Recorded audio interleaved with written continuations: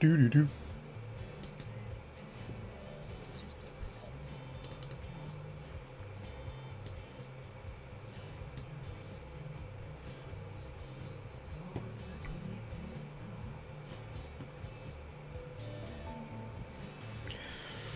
Okay.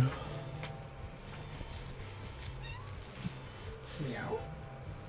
What's up? What's up, Chin Chin? Meow, meow, meow. Okay, let's turn this off.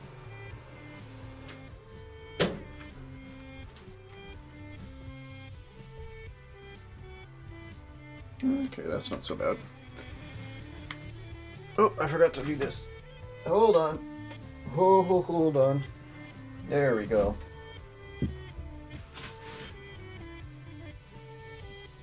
Okay, you kitten. You're in my seat. Come on. Come on, come on, come on. Oh, I know. I know. Oh.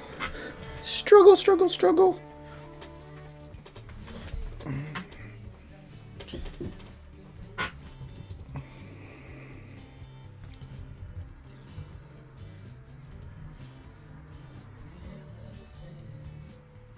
God, is there a plugin for, that'd be really cool.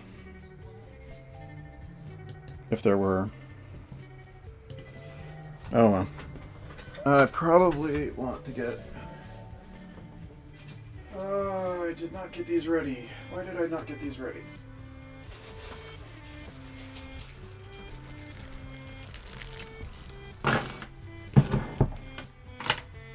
Okay.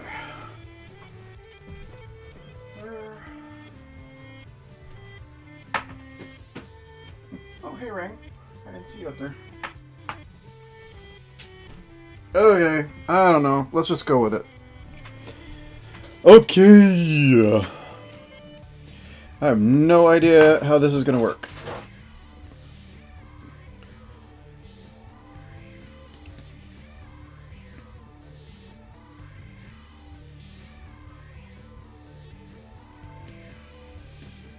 Hey there, listening to music? You are too. I'm Rigaroga. Probably should have done that in the opposite order. Anyhow, I'm Rigaroga, and I cannot hear myself while I'm playing music. Anyhow, this is a bizarre test stream.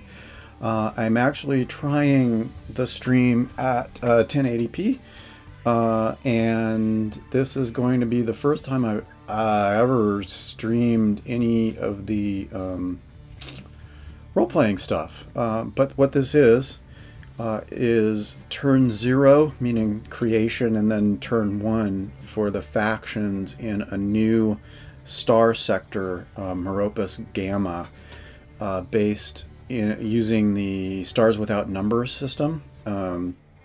You can find them on Drive-Thru RPG, and they're linked in the description of this video if you're on YouTube live or after the fact. All the data about the stuff is in the description. The music that we're listening to is actually the Odd Order anthology albums that I put together. I've done them 2 times, annual anthology. I've actually done a lot more for Hermetic Library. There's the 13th is going to be released this year, but I've done 2 for Odd Order, and you can find that at oddorder.bandcamp.com. Links in the description to the video if you're on YouTube, or just go to my website and you can find it eventually. You'll get there. Yeah. So these are songs. I've got it on shuffle, so I don't know what's going to play next, but it's from the 2 albums, and I've got it shuffled together, and these are artists that you know, participated on these anthology albums. And if you become a patron on Patreon, I'll send you gratis download codes. Your first year, I'll actually send you the 2 full codes, so you'll get both albums, and so you'll be totally caught up. People joining next year will have to pick, but right now you can get them all the ones that are released. Anyhow, that's fun stuff. I really don't actually know Stars Without Number very well, so I'm going to muddle through this, and I'm just going to keep on going until I'm done. But I've been using sort of an alt gamma world role-playing for using Index Card RPG, and I kind of am at least where the filming is at, I'm recording sessions, and I'm at a stopping point, and I was watching. I'm really late to the party with Stars Without Number, because apparently Roleplay has been doing them for, like, online for years, and then Geek Space TV is actually how I found out about it, because Lauren Bond and a bunch of the crew from the Corporate Sins that was on Hyper RPG are doing a series, and they're on like episode 9 or 10 or something like that, using the Stars Without Number RPG system. I'm going to, in this video, I'm just doing sector generation and setting up factions and all that sort of stuff, and then I'm going to try and do the first faction turn. Hopefully I'll get there. It could, this stream could end up being like 6 hours long, I don't know, as I try to fumble through all the rules. I did watch Adam Coble do his faction turn for the Swan Song series, the first one. So I saw him go through it. You can find that on YouTube. You know, he's knows way more about the system already in that first one, and that apparently was his first stream ever, which is pretty cool. He did really well, keeping up with chat and all that sort of stuff, and apparently tons of people tuned in, even on his first stream, which is awesome. Anyhow, I'm sipping tea and doing stuff, and might as well just sort of go in. I'm gonna basically be showing my desktop, and you may not be able to see anything because my desktop is huge, and I'm only streaming in 18 I mean 1080. But I'm going to go ahead and minimize that because I'm probably going to just stay here. This is the current album that's playing, and then I've got chat up. Yeah, so I'm going to go ahead and just listen to music. And I'm going to muddle through, and if anybody shows up in chat, that's awesome, and if not, you know, whatever. But it's an experiment. Something fun to do. I think that's actually not the one I want. Do I only have that? Oh, I only have that. So actually, let's use the yellow hipster PDA in case I need to take any notes. And then I've got dice and stuff. You know, it'd be really awesome if there were a plugin for Spotlight that did dice rolling, wouldn't it? I wonder if like Alfred or any of those has that. Anyhow, so I'm using the free edition of Stars Without Number, and so I'm just gonna focus on factions and creating factions. And I did generate using oh god, what is it called?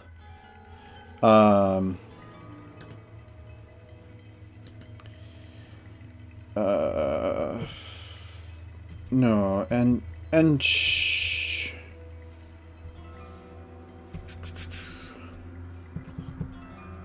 Stars Without Number generator. It's this guy, the SWN Emicron. And it's pretty awesome, and you just put in a seed and then generate a sector.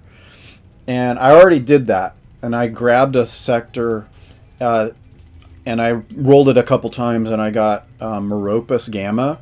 Meropis, you should look it up on Wikipedia. It's sort of a parody of the story of Atlantis from Plato. And Gamma, of course, it was perfect because it is. I'm thinking of using this sector generation and the faction turns to kind of influence the alt Gamma world that I'm running using Index Card RPG. And so here's a bunch of the stuff. This is going to be all spoilery, but I'm doing solo sessions, so I'm spoiling it for myself, I guess. And so there's a sector map, and then the alien races and political, planetary directory, alien races, political groups, corporations, religions, and NPCs, and it generates all of this stuff. And I did grab those files, download. You can download them, and it uses TiddlyWiki, so it's wiki in a HTML page. I've never gotten TiddlyWiki like saving to work properly, but anyhow, I've taken the data and I've imported it into numbers and you know, for spreadsheets and stuff like that. We're gonna go ahead and start with the sector map. And I'm gonna do some basic housekeeping kind of stuff. I started with the sector map from the manual, and so I was gonna actually just go ahead and start saying hi. Man, the chat went way quick.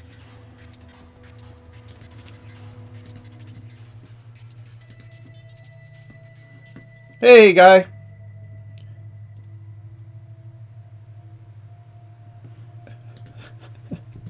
Howdy, how's it going? I should bump up the how long the chat things stay, because that went way too quick for me to see. Let's see. Yeah, anyhow, I'll take care of that later. But anyhow, thanks for dropping in. And so basically I just set up, I just have layers with shape layers, and then I use the thing. I also put a star background. Oh, actually, apparently I have this. What the white is off. There. I also did a star background, so I could do screenshots and stuff like that.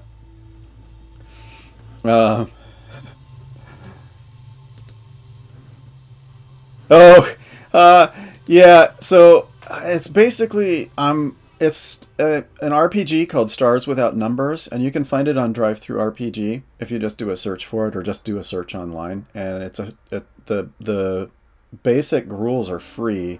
You're totally welcome to check them out.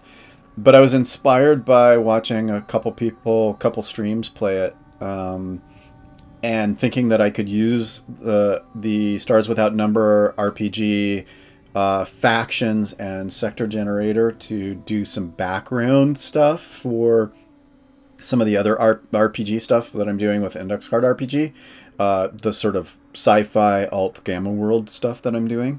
Anyhow, that's the idea. At least that's what I think I'm doing.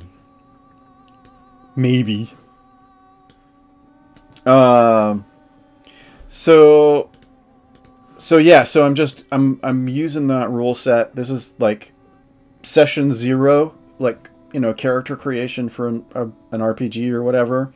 And I'm just gonna basically be doing housekeeping and session 0, and then hopefully, if it's not like 8 hours later, I'll actually do the the first turn.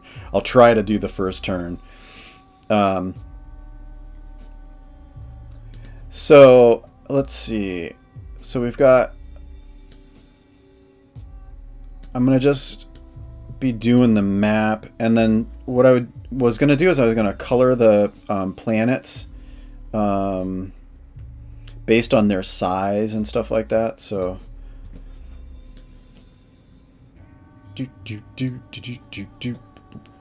and I might end up renaming some of these planets. I actually got a list of a list that I created from the Wikipedia page for Meropis, the story, the parody of the Atlantis story that is Meropis, and so I may change some of the planet names. Yeah, planet. But see, yeah, so Theseus is a good, it's got some good. Circe is a good. Oh, hell, helps if I type right.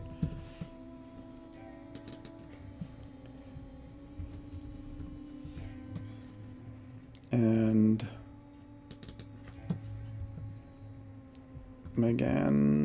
Magnus.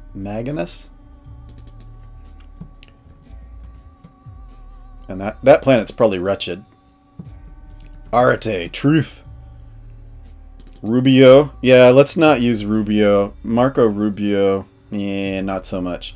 So here's let's use Epotane. Epotane is the like half horse, half human person that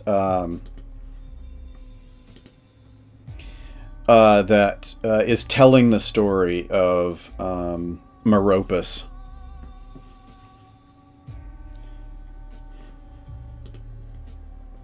Oh, you can't read it?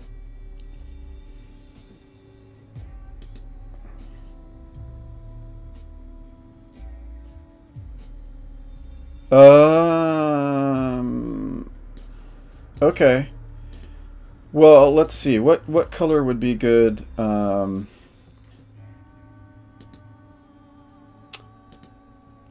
Can you read that green? I'll wait for you to catch up. What color should the text be? Does the green work for you?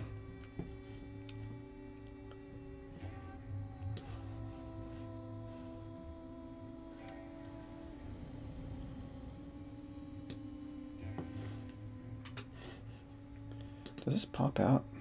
No, it doesn't. Okay. can't see stuff because I've got the mic hanging out. Let's see.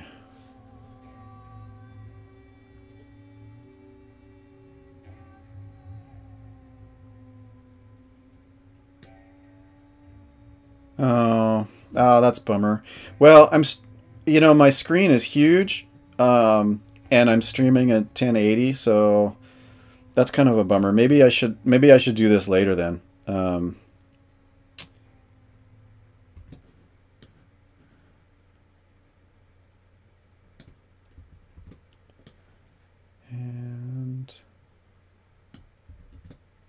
Or maybe just do a few of them. So anyhow, this is kind of what I was planning on doing. And setting up the different worlds. Oh, yeah, but it could also be that I'm streaming in 1080p. I mean, my screen is a 5K iMac, so you know it's freaking huge. And then I'm like squishing it down to 1080.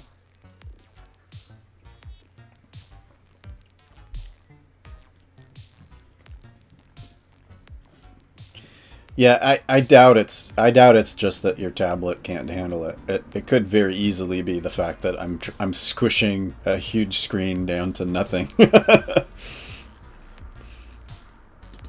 Am I still doing pretty good? I haven't dropped any frames or anything. That's pretty awesome.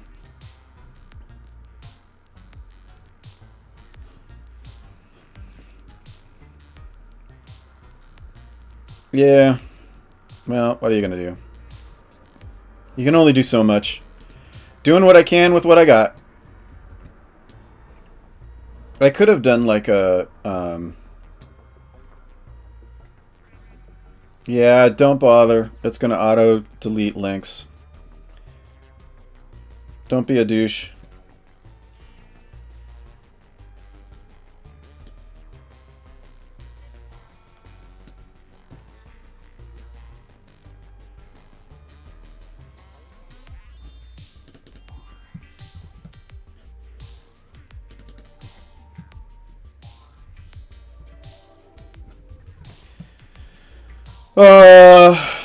Yeah, wrong category. Which category do you think this belongs in? I thought D&D was the role-playing one, since they don't have anything else for role-playing.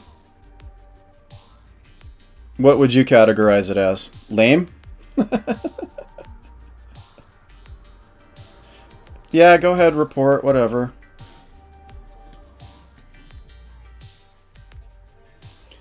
Does it actually have a category? Cool. I tried finding it.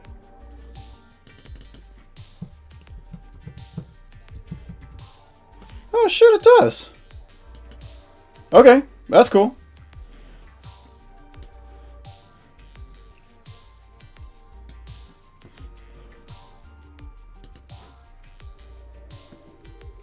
Yeah, last I checked, last I heard anyway, that Dungeons and Dragons was the thing that you had to use with role-playing because there was nothing else.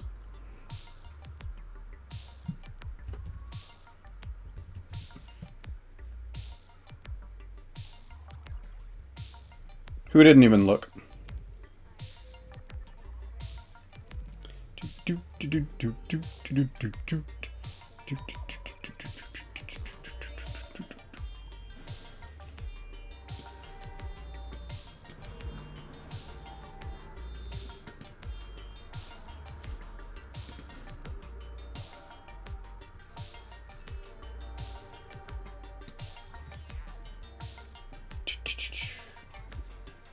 Oh, just in April, huh? That's cool.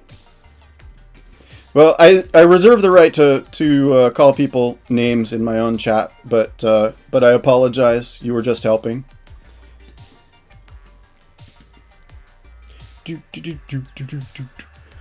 But that was news to me.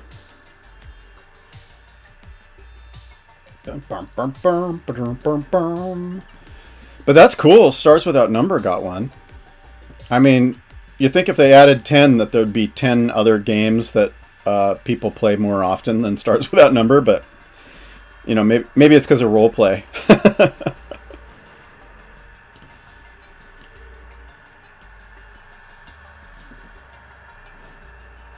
They won't add any more.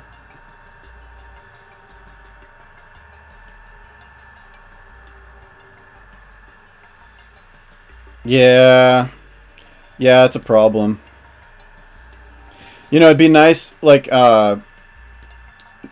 know, like Mixer or whatever, they use the player.me database or whatever. I was able to add Stars Without Number on YouTube, of course, because you can type in whatever, but yeah, as far as I knew. But that's cool. Yeah, I mean, it's true. I had no idea. That's the first I had heard that there was even a category for anything other than Dungeons and Dragons, and because everybody still talks about, you know, well, there's RPGs other than Dungeons and Dragons, you know. So that's really cool that there actually were a few added, and I will take a look-see for those. The only ones I play right now are Index Card RPG, and this is the very first ever time. This is actually the first time I've ever played Stars Without Number. Played it, you know, I'm doing session 0.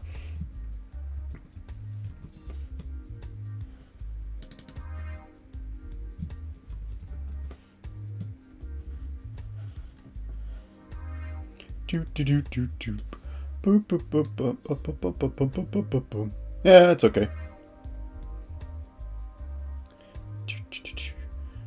I've got a hair trigger. There's so many people, especially for Hermetic Library, people that are just complete jerks that I have to shut down all of my social media and any comment section.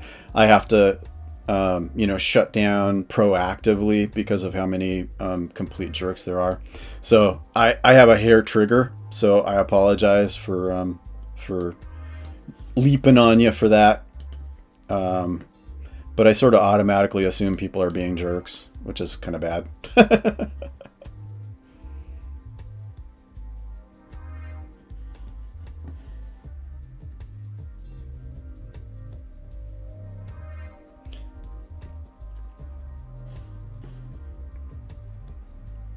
Anyhow, no reason to like argue amongst ourselves in chat or whatever, but yeah, I mean that's why I automatically assume people are being jerks, and that's probably not fair, except that it happens way too often.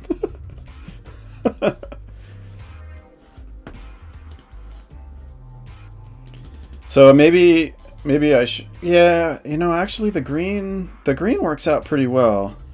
I wonder if I should do that for all of them.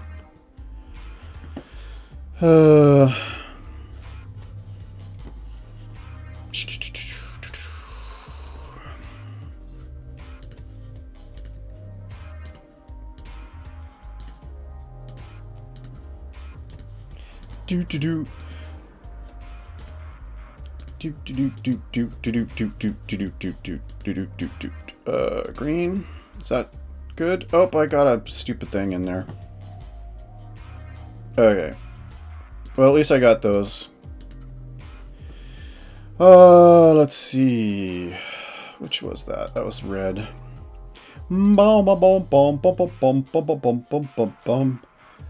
Oh, yeah, you know. That's what happens, I guess. Actually, yeah, what was it? The first time, Sphinx, that you came in, I think you tried to chat, and I completely didn't notice, and I sent you like a direct message of saying thanks for being here. Thanks for dropping in, even though I didn't notice.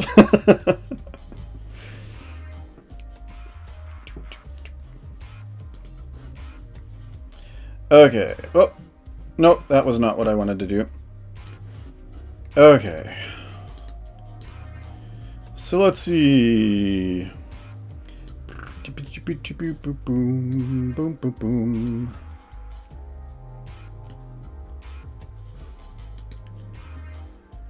Oh man. Shad, it's Acorn. I'm on an iMac. Acorn is awesome. It's by a developer that I've been following for a while. He did a desktop wiki for Macs that was just really awesome. A great note-taking tool, and also like a blog RSS composer. But no, so it's called Acorn, and oops, wrong one. Helps if you do the right thing. I can't even see what I'm doing because my mic thing is in. But yeah, it's probably too small. But if you go to flyingmeat.com, and that's the developer of it. Awesome software. And Sphinx, oh man, Risk of Rain. That game, oh man, that was just awful. It was just horrible. That I haven't played that in a while. I played that once and it was brutal. It was just absolutely brutal.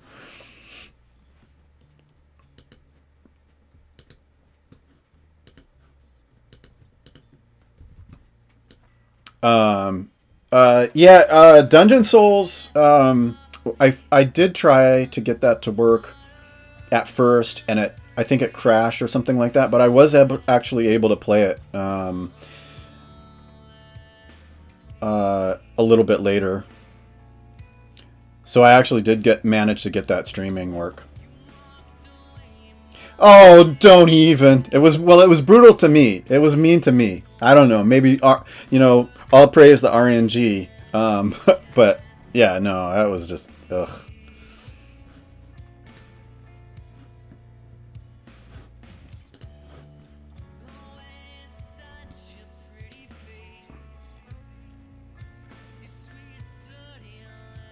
Let's see.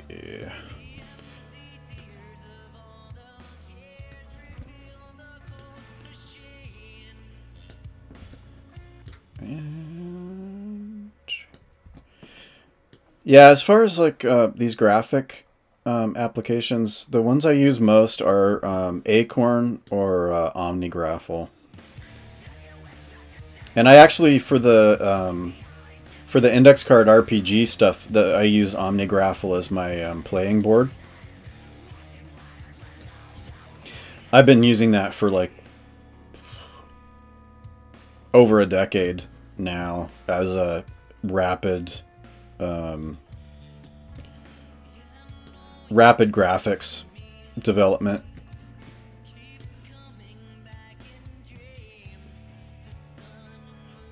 If you like this music, check out my my Bandcamp. These are from nope, I'm missing one. There it is.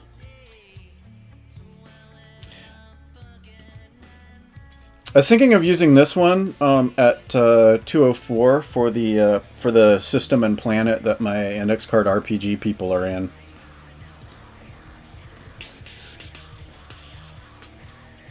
Oh no! Yeah, playing games without sound is kind of hard.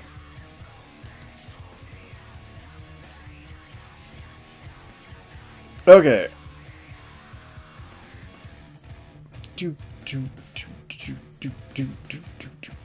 Okay, so let's get this one.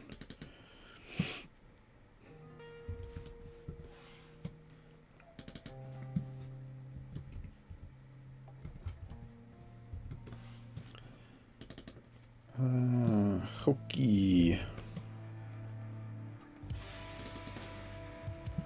Good grief. Gatsiudis. Oh man. Hi kitten. What you doing? Hi BB. Come sit in my lap. You always play without the sound? Oh man, that's crazy.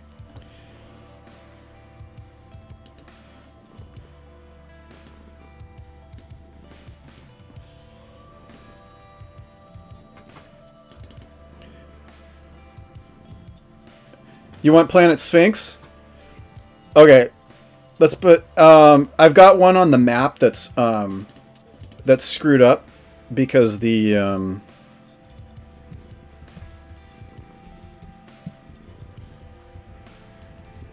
Helps if I spell it right. There we go. So that's you. It's actually a system. So so you got a whole system, and there'll be planets in the system. But so that's you. 0207. Whoa, cat! Stop it! What are you doing? Come on! Hi! Oh, don't puke on me. Don't puke on me. This is BB.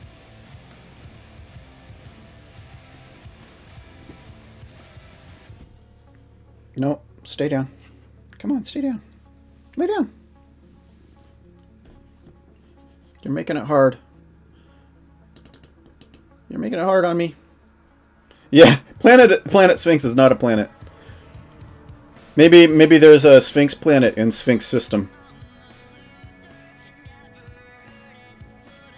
Okay. Let's keep working. Androcles.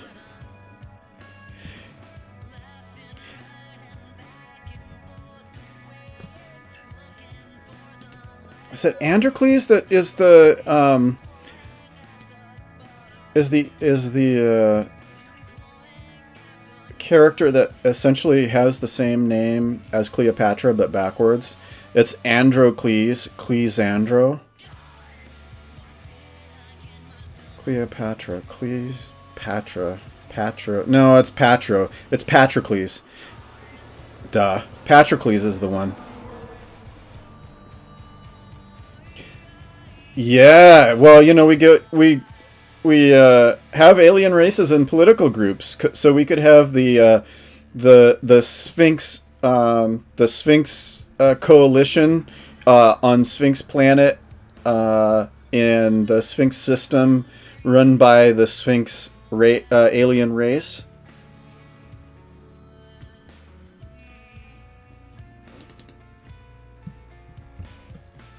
Al-Mukhtar. Why does that sound familiar? Al-Mukhtar. What is Al-Mukhtar? Where's a browser?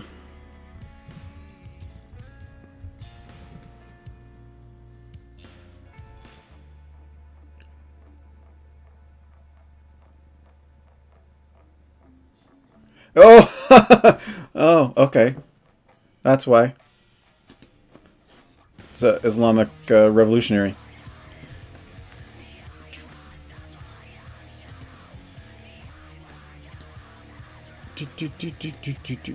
Oh, come on. It gave me the right pointer, but it didn't actually let me move the text. You know, I'm going to change Al-Mukhtar. Al-Mukhtar is going to be another one of them. Let's make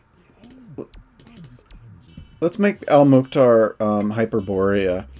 In the story of Meropis, Hyperborea is the nation that they're going to attack, but then they're super lucky because they've got nothing worse looting.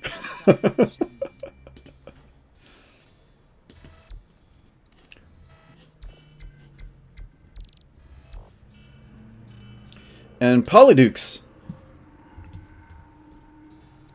Polydeuces is the name of one of my tablets.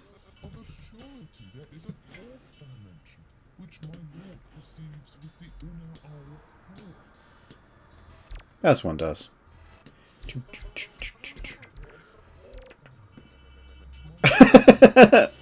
That's okay. I'm streaming, so I'm gonna keep talking. You can't stop me!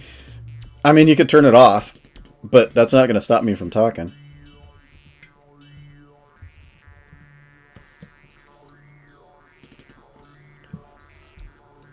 Zabalita. A bunch of these I have no idea what they're from. They might be just completely made up. Oh!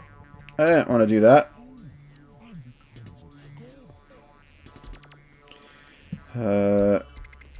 Ernio?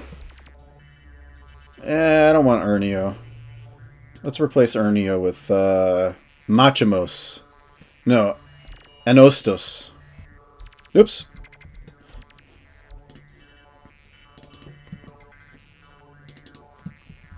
Anostos.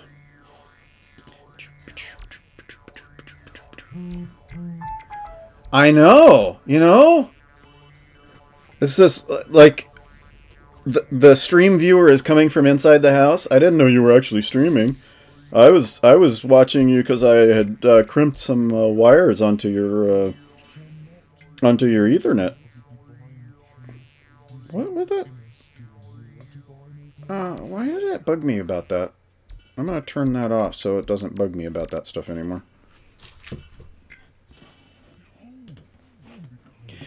It's like, what, tigers in Africa? Let's change that one too. Let's make that one Machimos. Machimos. Ah, dang it. Ah, man. Redo. There we go. Helps if you click in the thing. Polymele. Yeah, no wires to see here. Look, Ma, no wires. Yeah, it's probably actually easy. It would be easier to get in. Okay, so I think I got all of them at least named for now. Shall we go ahead and put in, let's see. Oh, wait, nope, I got one right in the middle there. Here, Madon.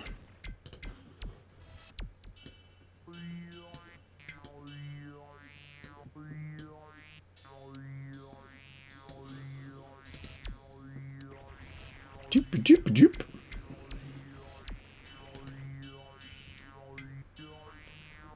Boom, boom, boom, boom, boom. Okay, did I get them all? That one's off kilter. Okay, so let's take a look at planetary directory and then sort by hex.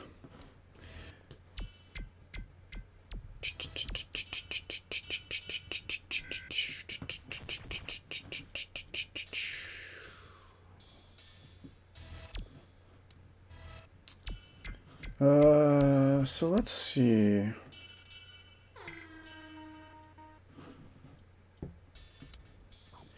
So what I was going to do is, I've got population markers, and so what I was thinking is that I would eventually go in and change the color based on what their population was. So dark red is going to be the super duper populated ones.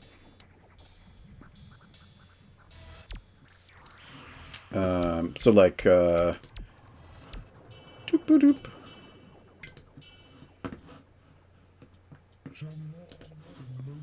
So that one would be gray, and then this one would be. It depends on how I do this thing. So this is billions, millions,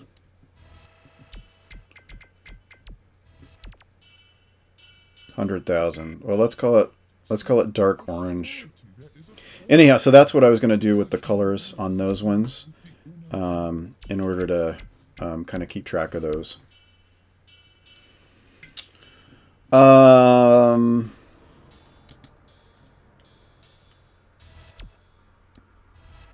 Yeah, so this is really like character generation and setup, and I'm actually like I could just go with the like.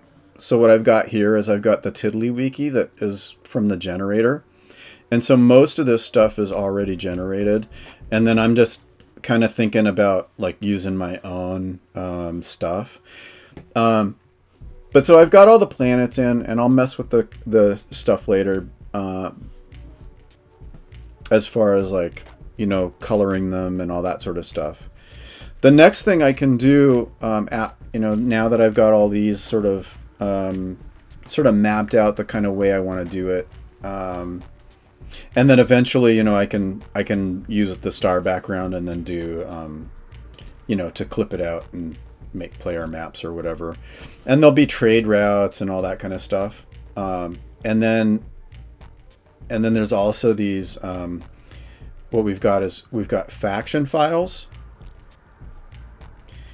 And then I've got a whole bunch of factions, political groups and corporations. And I won't do them all, but I'll do like some of them to just sort of, you know, try out a couple of them. So let's go ahead and actually I'll switch over and I'll finish the you know, the map later on. Yeah, is it?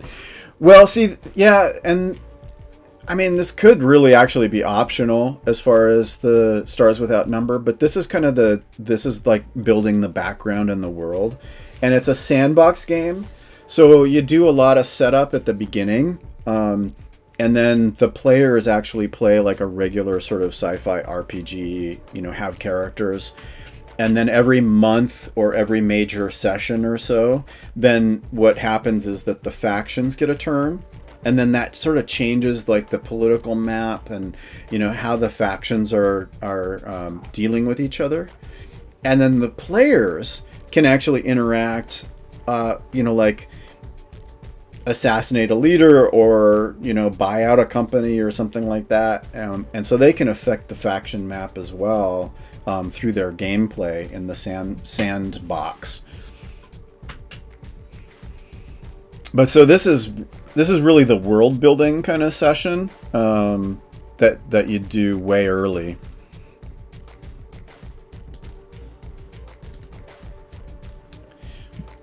But so let's go ahead. Oops. Let's do. What the hell?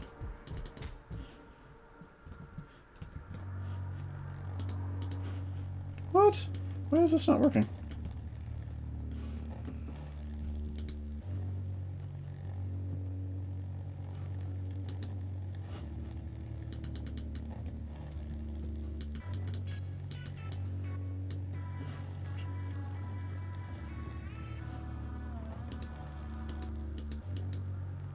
That's weird. I've never had to do that before.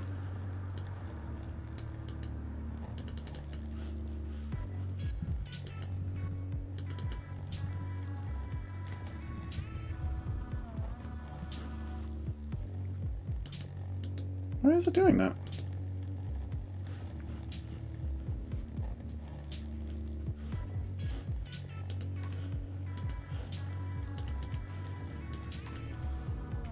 Wow, I may not be able to do that. I did just update this, and I haven't played with it since...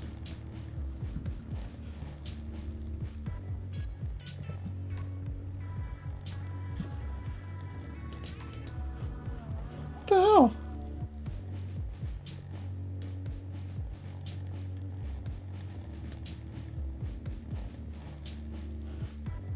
That's weird. But I was using it the other way. Oh my god, I'm an idiot. Wow. Wow. That's just like insane how dumb that was. Okay. Whoa, hello.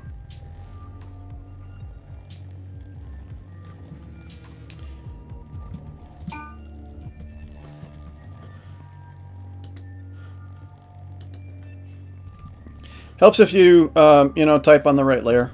That's just, you know, that's just a safety tip from me to you.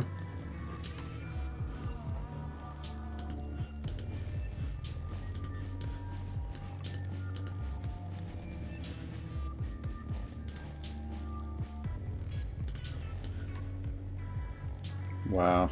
I'm just really showing off how dumb I am. Okay.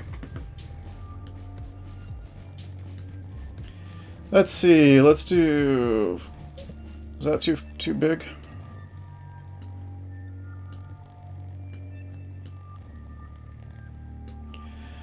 Okay, so let's see. Blue front is...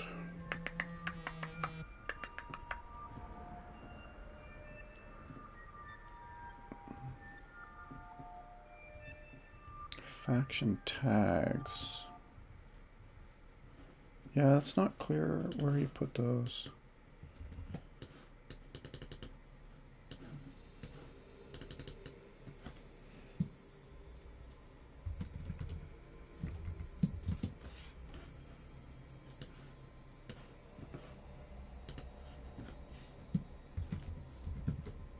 Ugh, God, stop that. Out cats.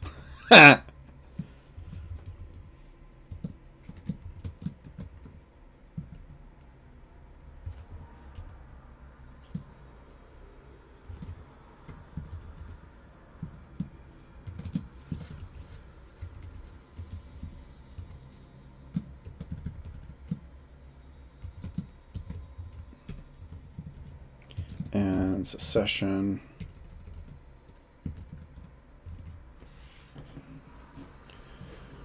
Okay.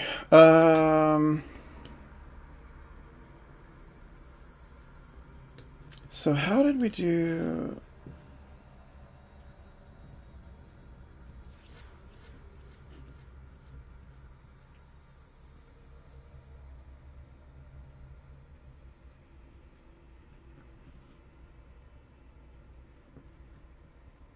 Now, when Adam Coble did it, he had major factions and lame factions.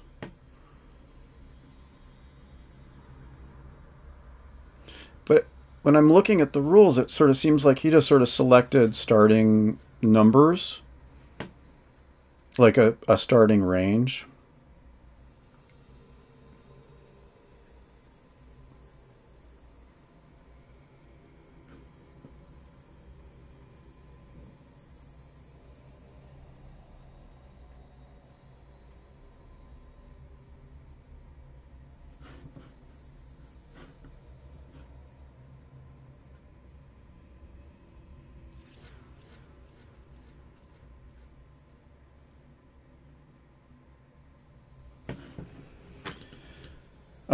Okay, so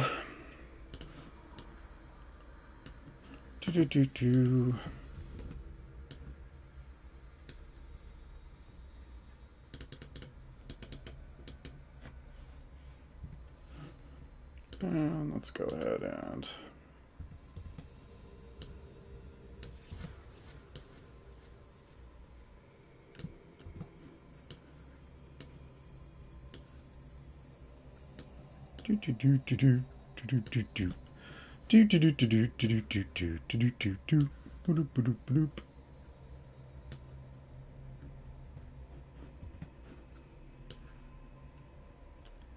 boop boop boop boop boop.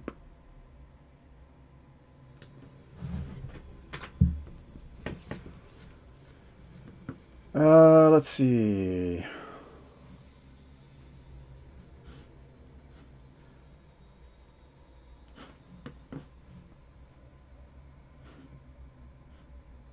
Fit 5.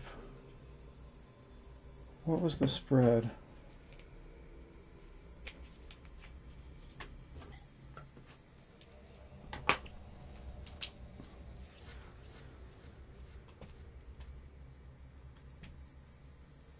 Hold on.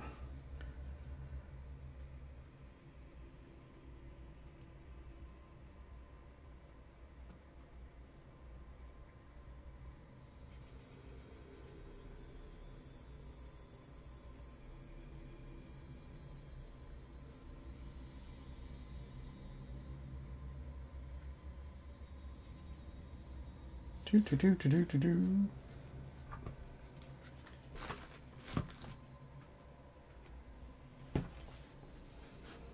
4, 3.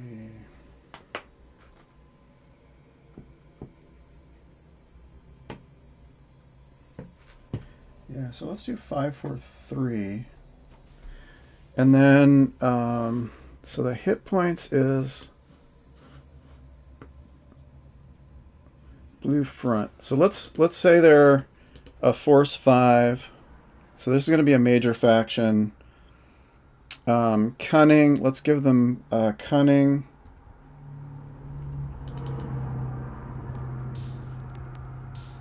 543.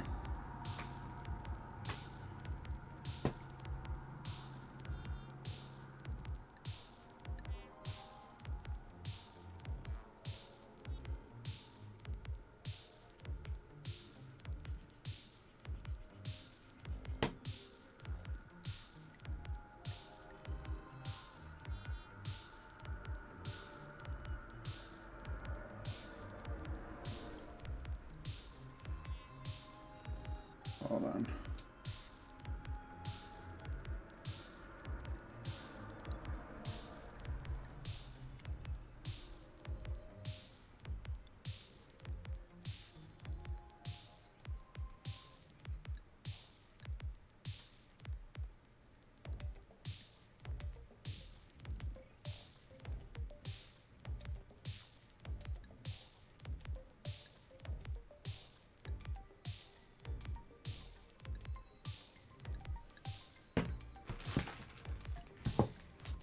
So, and then 1.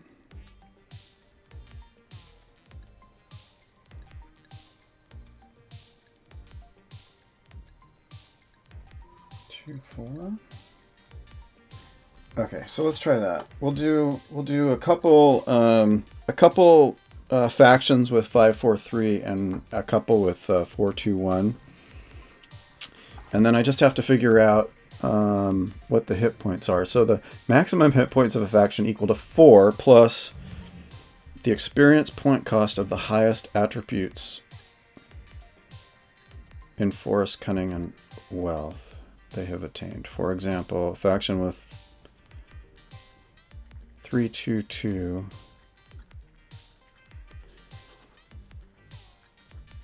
Okay, so the cost of is 9, 6, and 3 plus 4, and then 4 plus 2 plus 0 plus 4. 9 plus, oops, 9 plus 6 plus 4 plus 4 is 23. That doesn't seem right. I must have gotten those wrong. Or remember them wrong from when Adam Coble was doing it. But so that would be hit points of 23.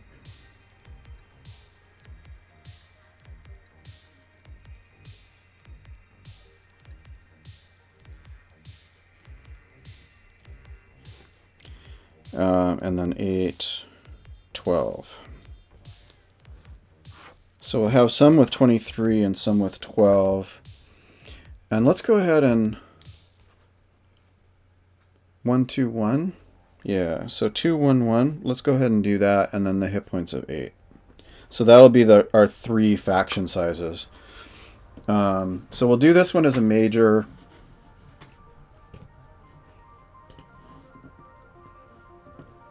Current hit points and total, so 23 and 23.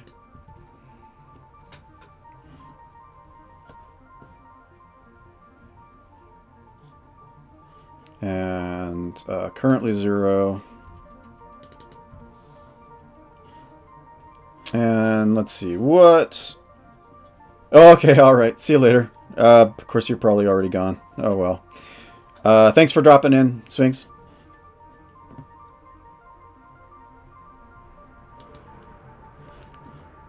Okay, so blue front, let's go ahead and decide where blue front is going to be.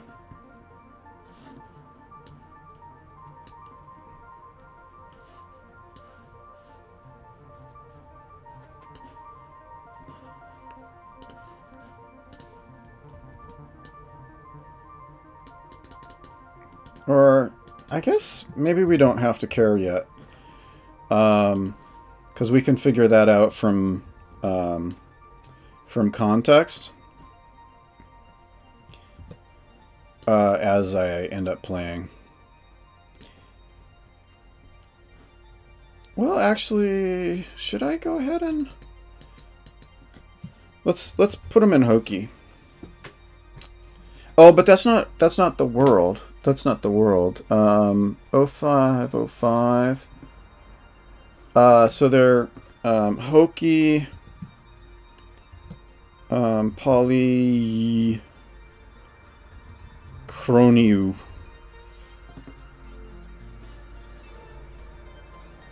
Come on, you. That's weird that it gives me the right pointer to move that, but it won't actually let me do it.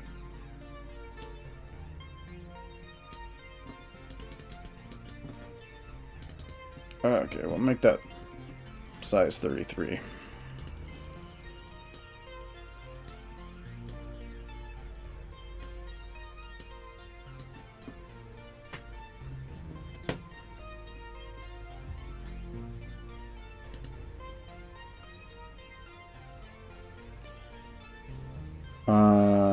And so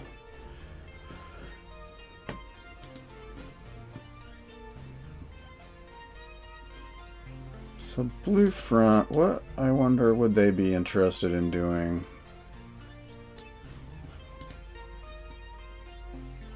Front isn't quite a sort of commercial expansion or military conquest.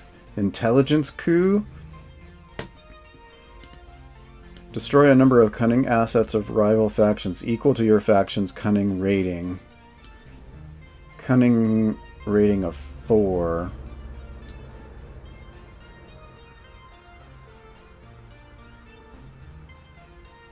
Expand influence to a new planet. Inside enemy territory. Plan a number of stealth assets on worlds with other planetary governments equal to your cunning score. Units that are already stealthed on worlds when this goal is adopted don't count.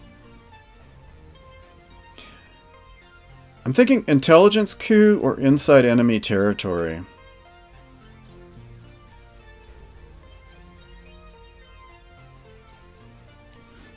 What would Blue Front do?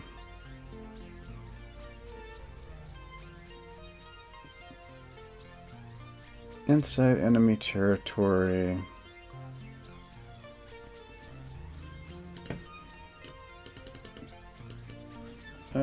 Yeah.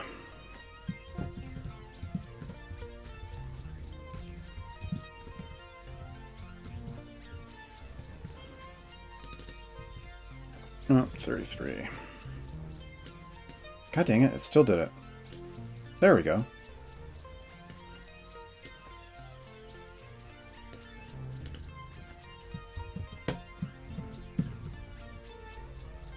Oh, stealth assets. Place stealth.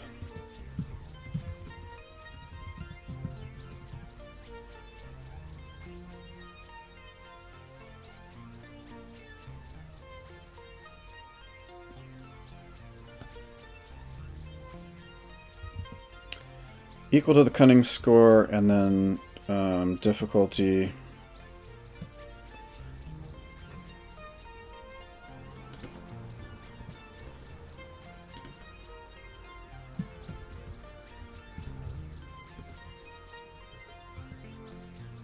Is 2.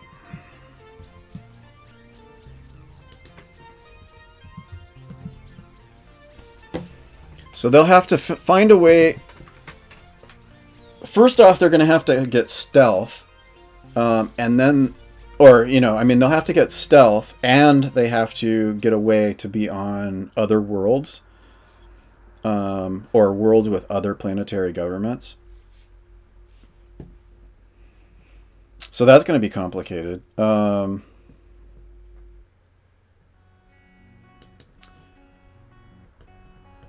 Let's see. Assets. Purchase cost and maintenance cost. Counterattack.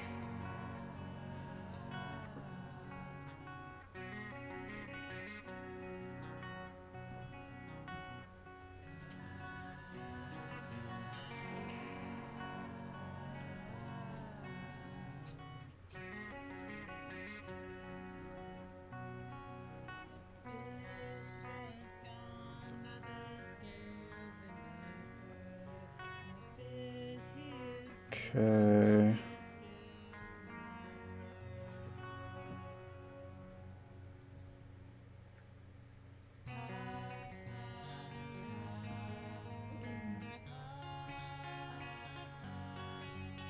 Buying assets.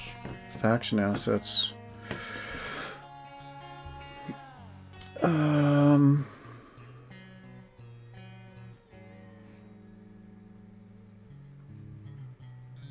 How does it say?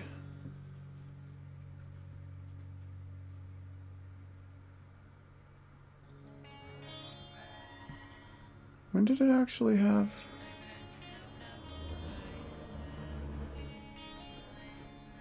Okay. Oh, there we go.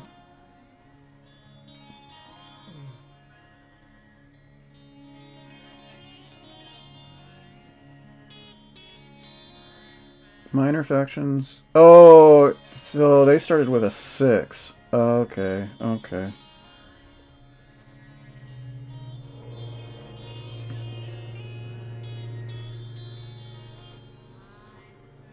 And there's the main. Okay, so major is 29.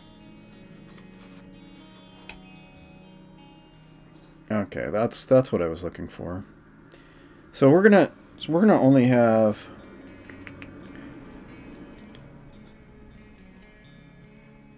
So we'll actually bump that up to 6, and then we'll have minor factions.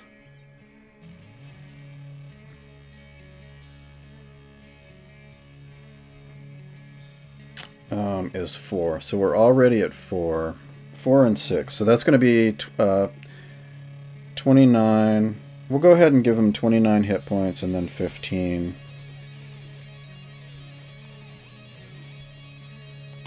So we'll change this to 29.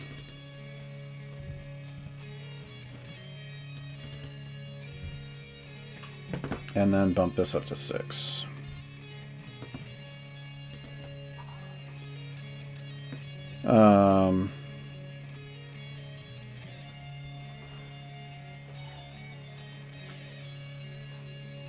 One primary, one other. 2 primary and 2 other. Okay.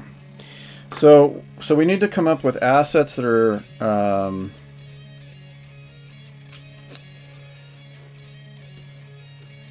we're going to do 2 force assets.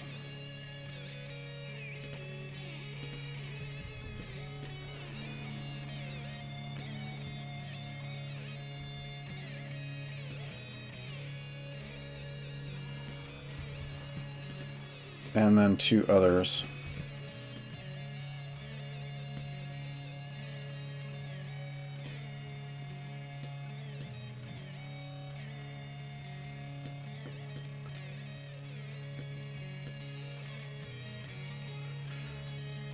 Okay, so let's see. So those are wealth assets, cutting assets, force assets. So blue front.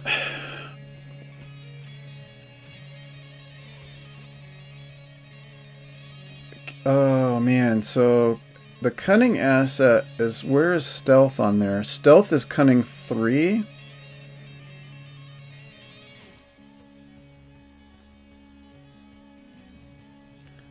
So it actually, they can actually stealth. So stealth is added to another tactic for another unit.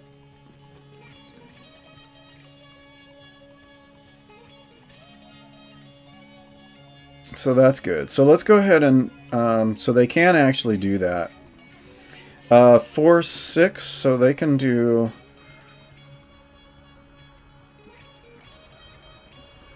grav tank, planetary defenses, pre-tech, psychic assassins. Stealthy psychic assassin sounds pretty cool. Force versus force, cunning versus cunning.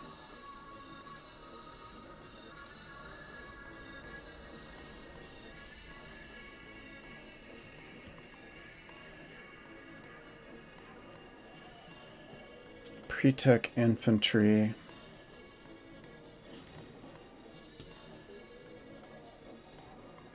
So let's go ahead, let's do pre-tech infantry.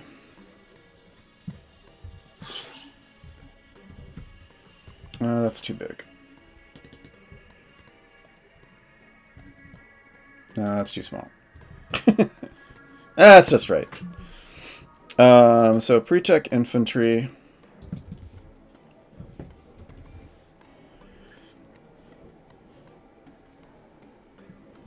And, ooh!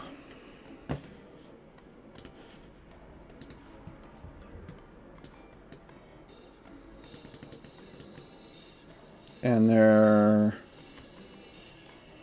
HP is 16.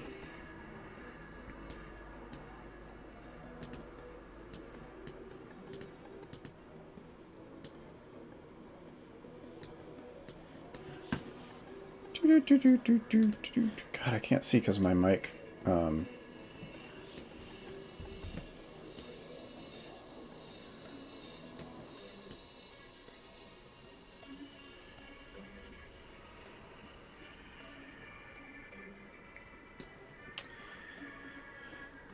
Let's see, and then type is going to be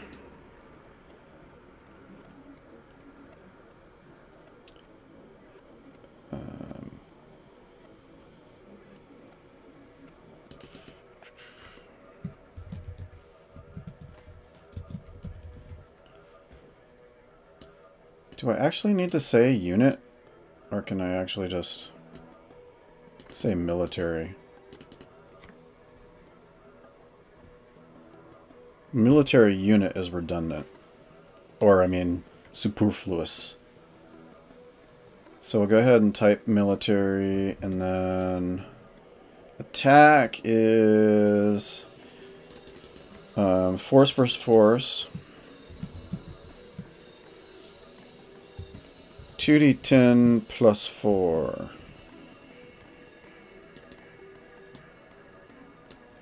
And then counterattack.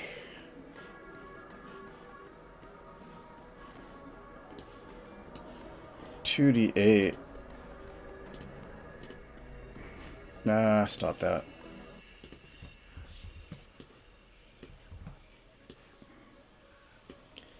And then counter is 2d8 plus 2. And then special. Oh, that's the location. Special.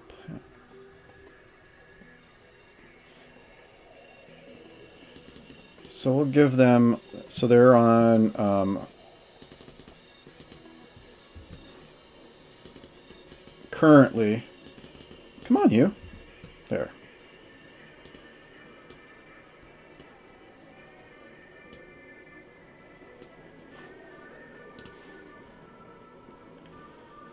Okay, actually let's get rid of these.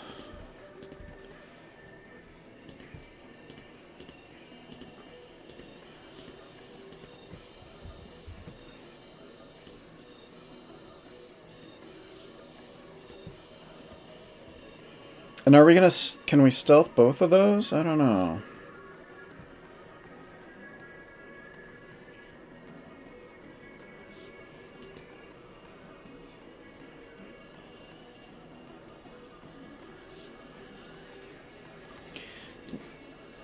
Am I missing the,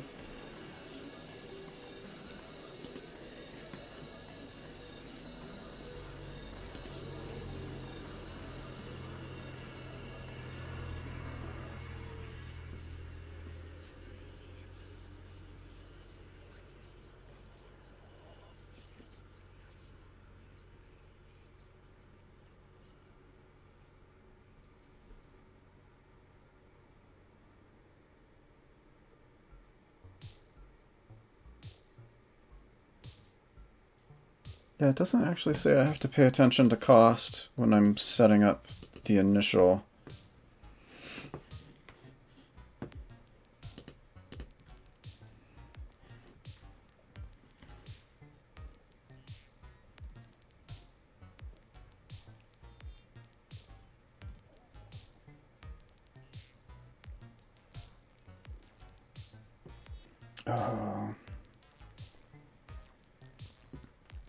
I suppose actually I do need to pay attention to the tech level of the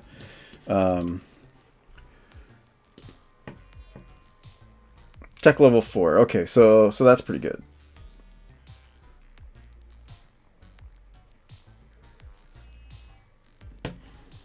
Okay, so that's fine. I was going to worry that I didn't have enough tech level for these things. Let's go with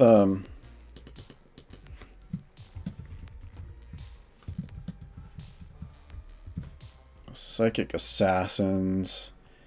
HP is 4. And the unit is special. And it's cunning versus cunning. CVC. 2d6.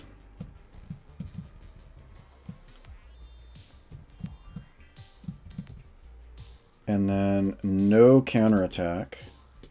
That's weird. They're not very psychic, are they? And we'll put them on Polychronou as well. And then so then there are 2. Stealth is only cunning 3.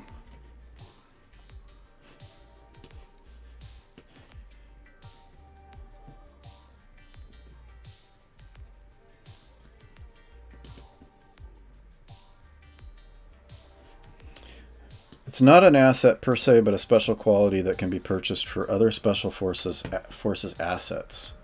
For others, only special forces. An asset that has been stealth cannot be detected. So I can only put it on special forces. So maybe I should look here. What are some of the other special forces? So psychic assassins, counter intel unit, and zealots.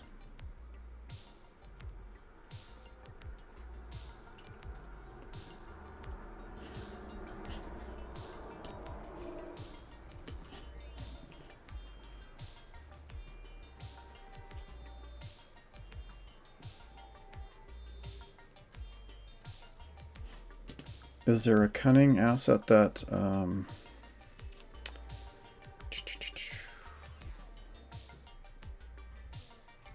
covert shipping?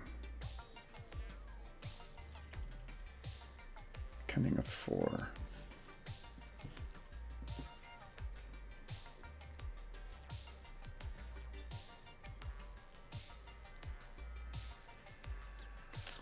What's wealth 3?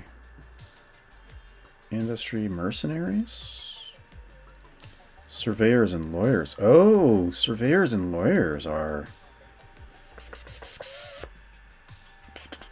cunning versus wealth.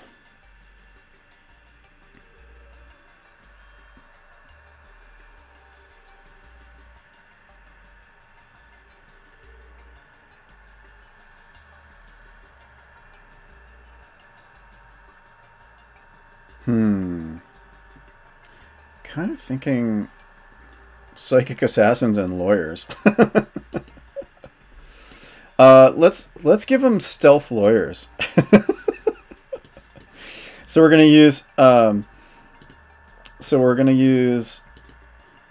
1 cunning and 1 wealth asset to do stealth lawyers. And then the lawyers are 4, and they're special, and they're cunning versus wealth, so CVW 2d4.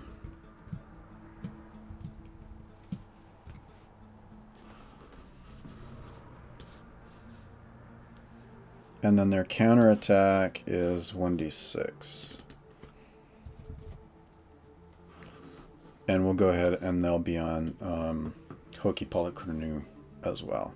Okay, so that's blue front. And then and we got their goal, but we didn't get tags. So what is a good faction tag for blue front? Colonists,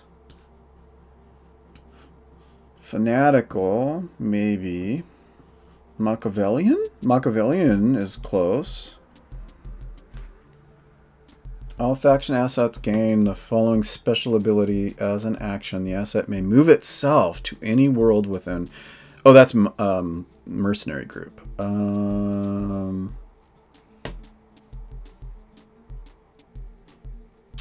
Mercenary group might be cool for this one.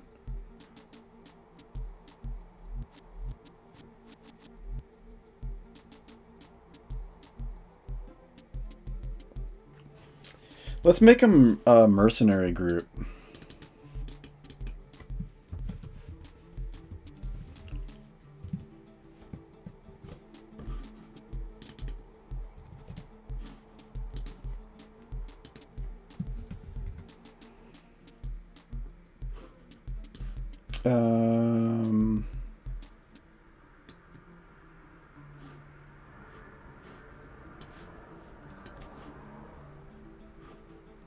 Where would you put that?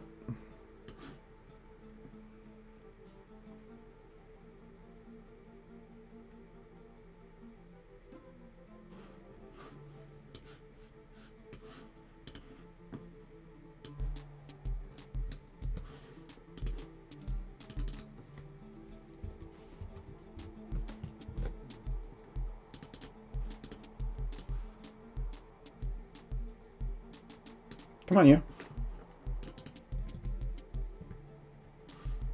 There. Okay, well, we'll do that for now. Oh,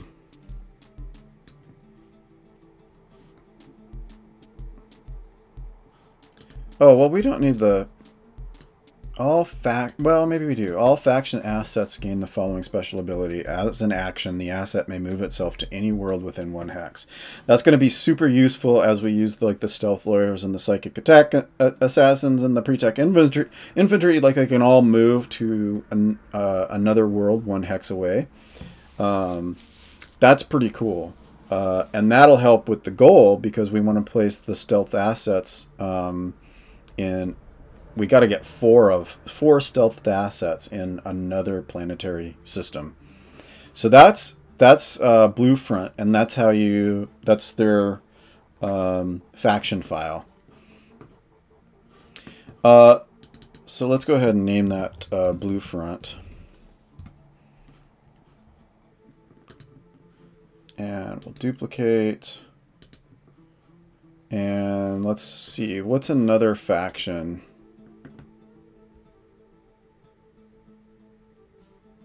The Chromium Federation?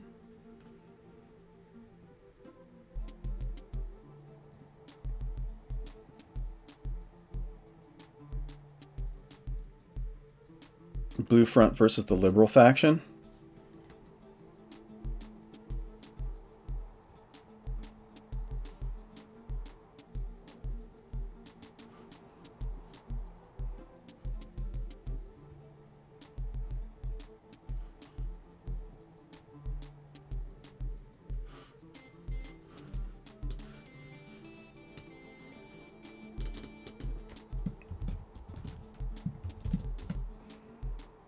I don't like that name. It's kind of boring. Outer Commune.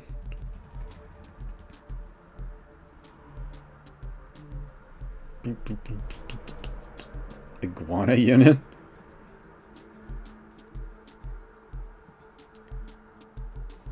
Outer Commune. Let's do Outer Commune. Helps if I spell it right. So let's see. Let's give them. Let's do.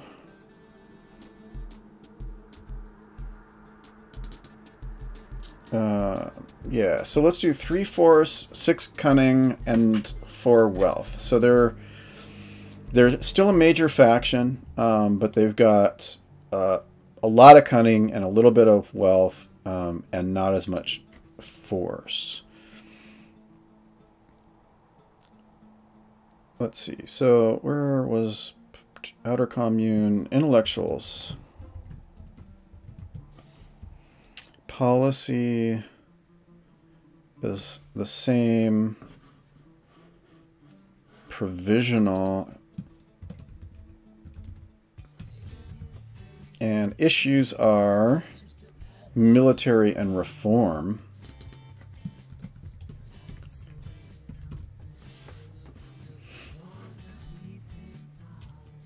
Okay, and so let's see. What's the sector map? So we had them on Hoki.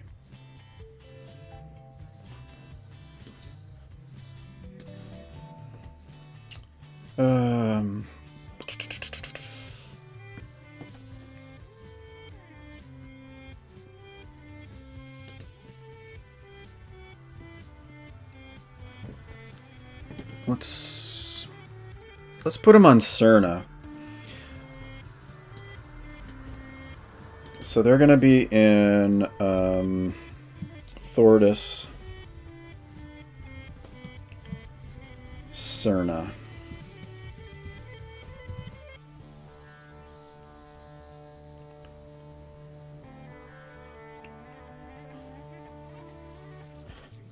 And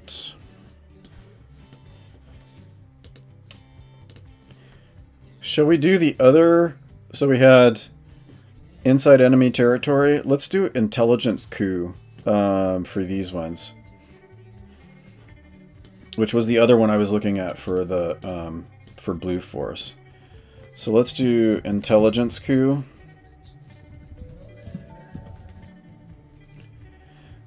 Destroy cunning assets.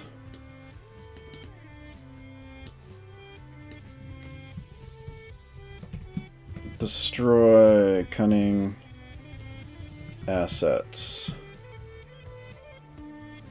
Equal to the cunning score. Oh my gosh, we gotta kill 6 of them. So maybe these two, like, so maybe what's happening is the one is trying to place stealth assets, and then this one is kind of hunting them down and trying to kill them.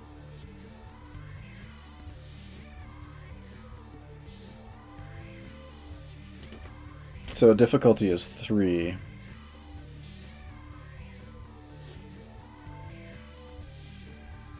Oh man. So okay, so what in the world? Cunning assets.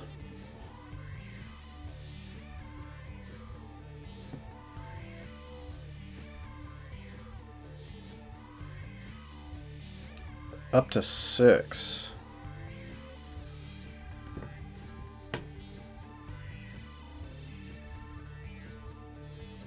Well, there's Demagogue, which is a special forces, cunning versus cunning. Transport lockdown?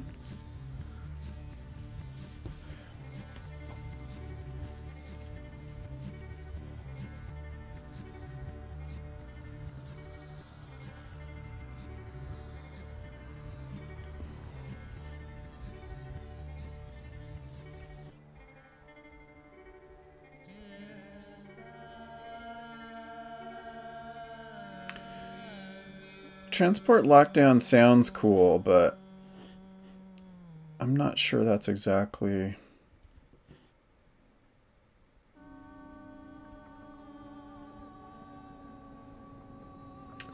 Covert transit net allows forces to move within 3 hexes to any world within 3 hexes of the transit net. And so I think with this... So they're on Thordis, so that's 3... That's actually a really large area. So basically any of these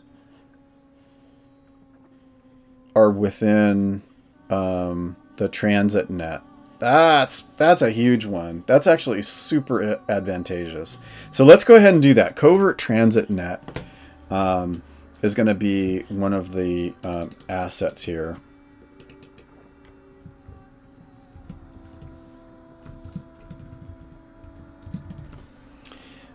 So covert transit net, hit points 15.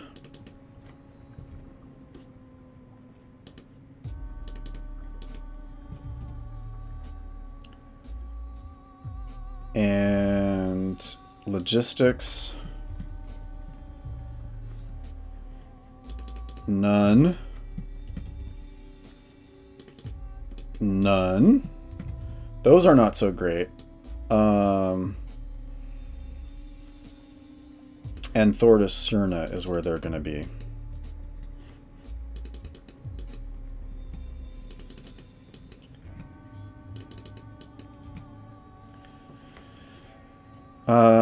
Let's see.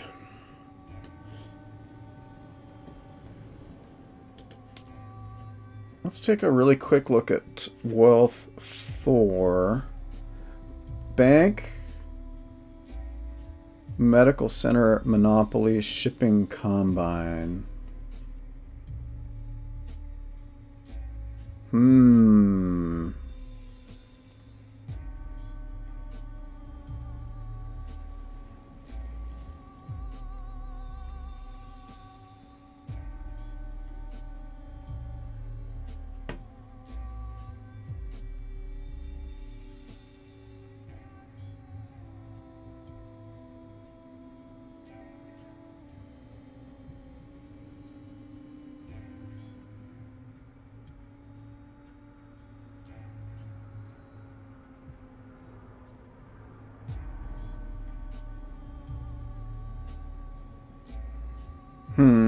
I'm trying to think, like, bank sounds really cool. Once per turn, the faction can ignore one cost or fat cred loss imposed by another faction. Yeah, that's probably not actually as great as I thought it was. Monopoly.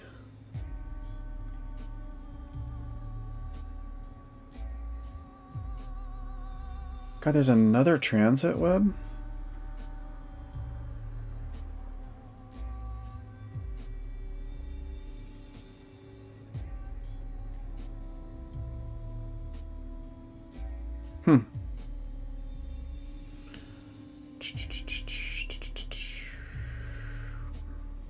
Shipping combine.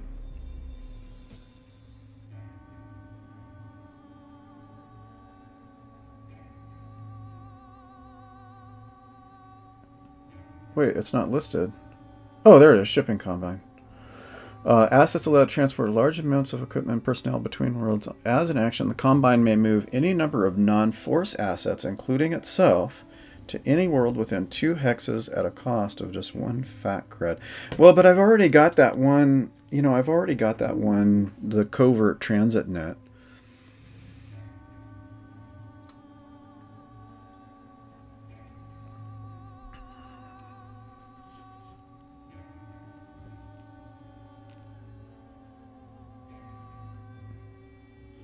Medical center.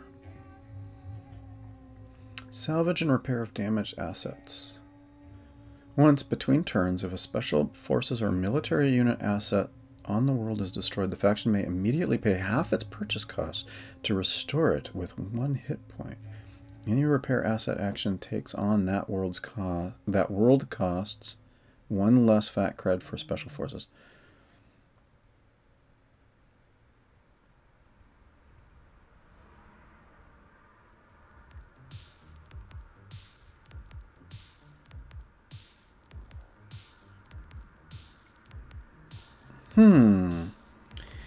That kind of sounds like... So maybe they're like naturopaths or something, like that, you know, with the medical center.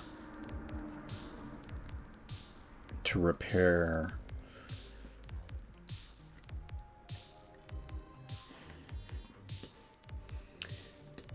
So they've got the covert transit network.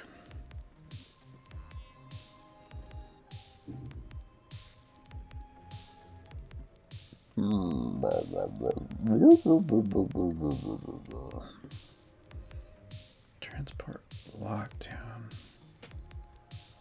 But it's only to that... See, the transport lockdown is only to that one world. Hey, kitten. What are you doing leaping around?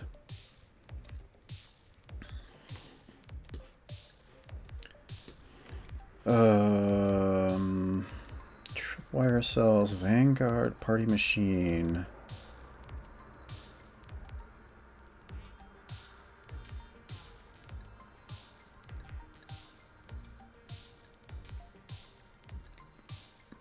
Destroy cunning assets. So we need to do some. We need to actually have some stuff that will damage cunning. So let's do organization moles.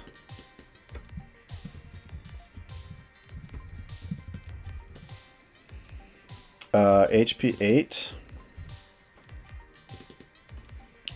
And they are a tactic.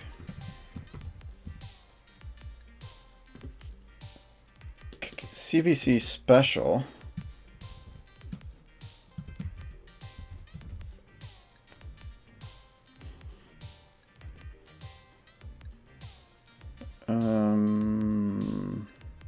Okay, so let's just read them really quick. Can subvert and confuse enemy assets, striking to damage their cohesion.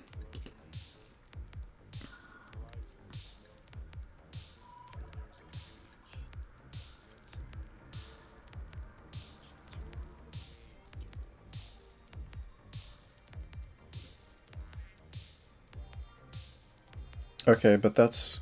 Oh, no, wait. Oh, I was reading the wrong one. That makes more sense. I was trying to figure out how special, how you could even calculate that. But it's actually, I just typed it wrong.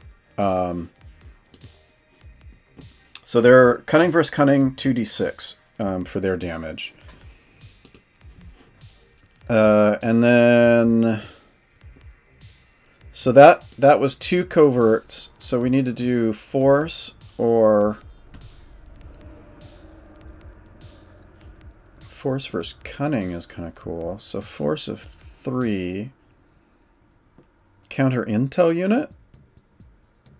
That might be good. So let's do a counter intel unit.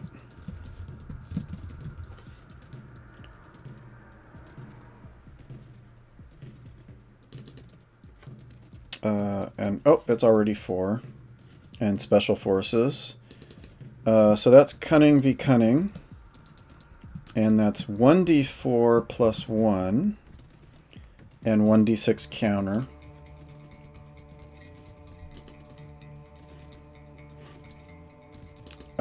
So if that other faction tries to place stuff on our planet, then we'd actually have counter intel to try and find them.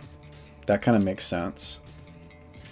And then let's go back to wealth and do that medical center.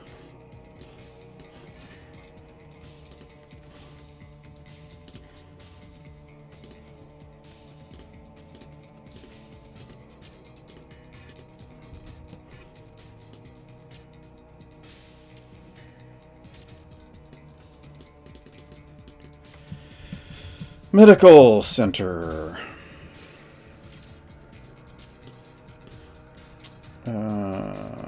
Is 8. Oops. Didn't want to do that. And was this facility? And none and none.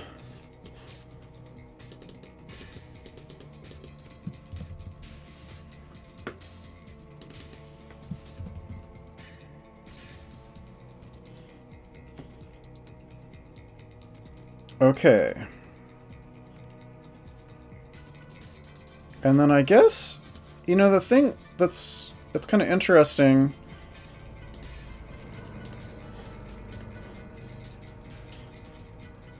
I guess they start with, Adam Coble had each of them start with a base of influence. Even though it actually is something that they would... Oh, I guess there's no cost to it.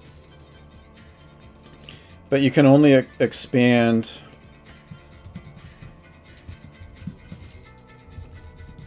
under certain conditions.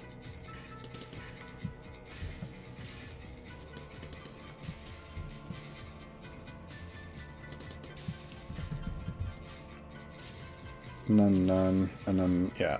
So they're going to be their planet. So let's go ahead and actually, I'm going to copy this.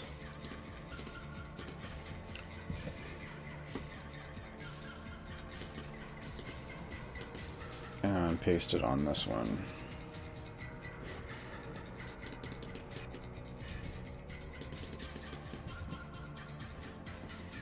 Okay. So this is outer commune.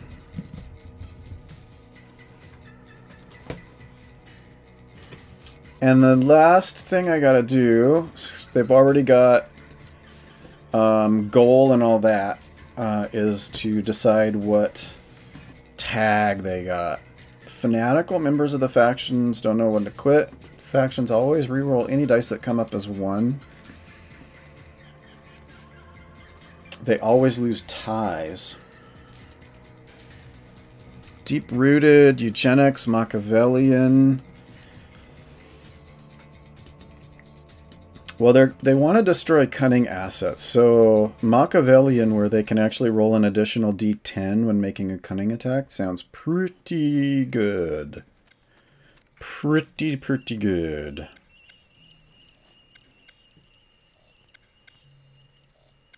Oh, man, there's a tag for secretive where they automatically get stealth. Ho, ho, ho, ho. I might want to go back and change Blue Front to secretive.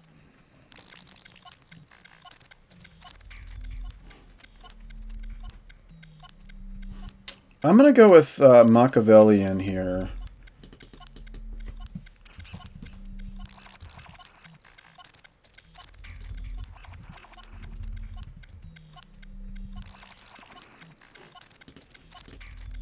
Once per turn. So it's not every attack, but it is...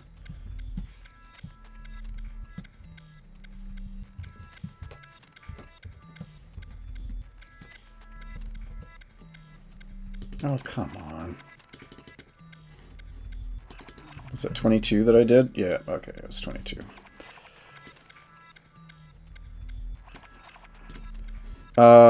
Let's go back to Blue Front really quick. Moving seems like...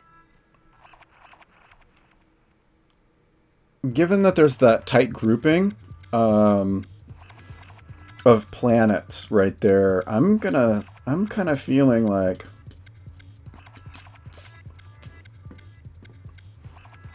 Let's change this. Yeah. To secretive.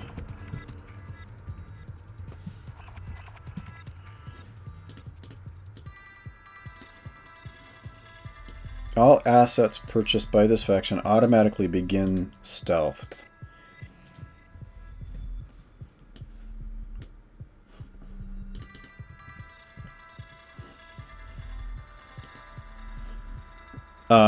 So that means that I actually still have one asset left because I had purchased stealth for the lawyers, but they're automatically stealth.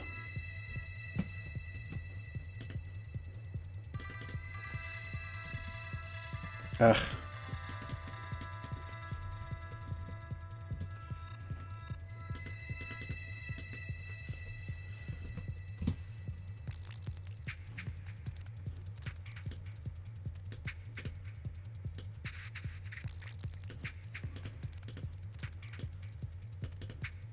Come on, you. So I'm thinking we want to try and go back and find...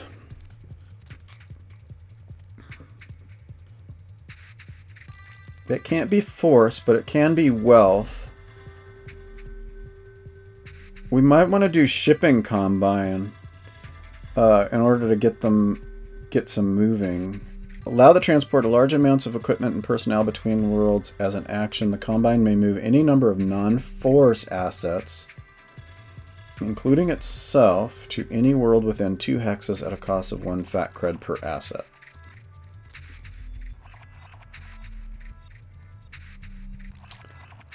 There is blockade. Oh no, that's too much. Too much. Oh no, can't do that.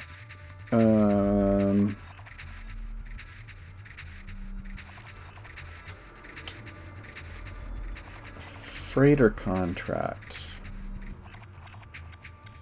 Freighter contract. Assets grant special links with heavy shipping spacers. As an action, the faction may move any one non-force asset, including this one, to any world within 2 hexes at a cost of 1 fat credit. Okay, so I can't afford that, but do you want to sit in my lap? Ringa? Line? Come on. Come on, right there. Sit in my lap. Let's take a look really quickly at cunning.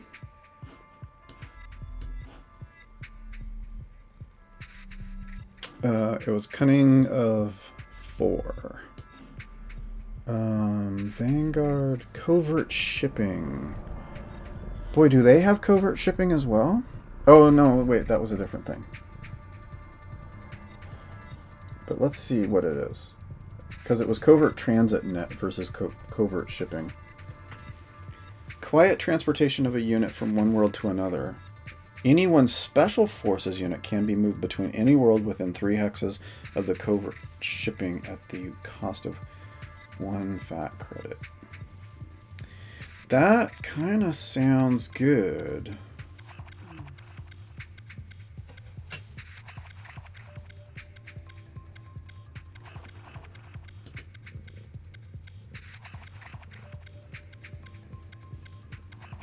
But it's only special forces?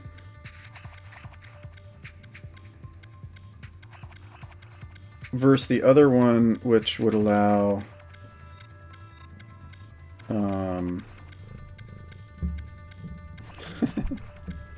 leave the mic alone. Any one non-force asset.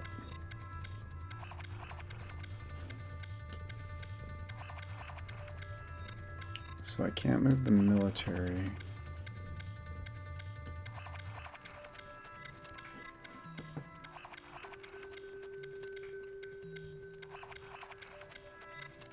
Oh, oops. Hold on. I can't stealth the military.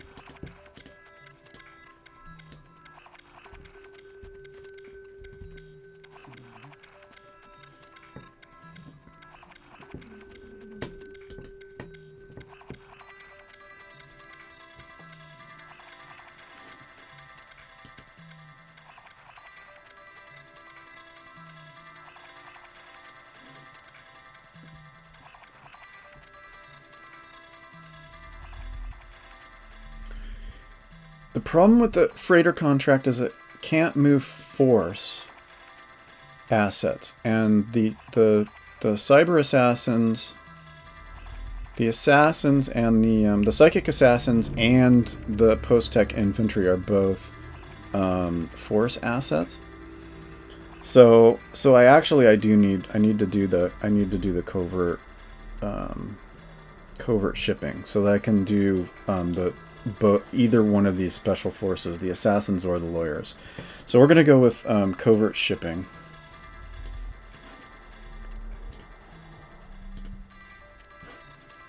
Come on.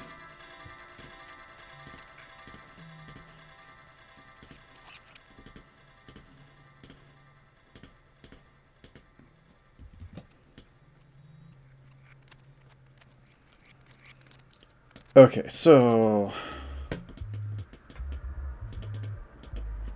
come on. God. Covert shipping.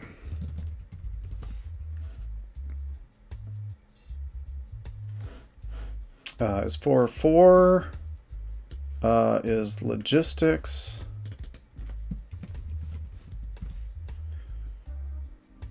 none and none, I think. Yeah, none and none.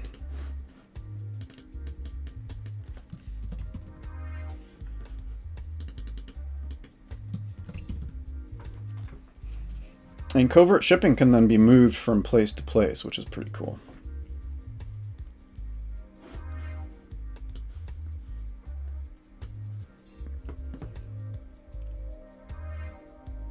Okay, so that's pretty cool.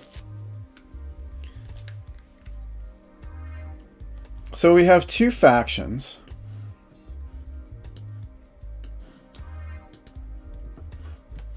How long have I been doing this? This feels like incredibly long. Already almost 2 hours that I've been doing this. Okay.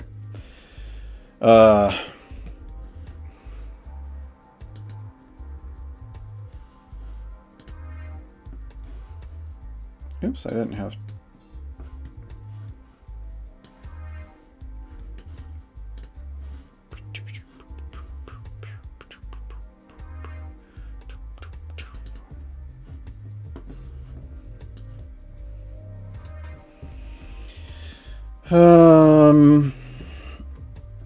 So what I'm kind of thinking is I might take a really quick break and then come back, and I might pitch pitch these two factions against each other and just sort of see what happens as just a trial run.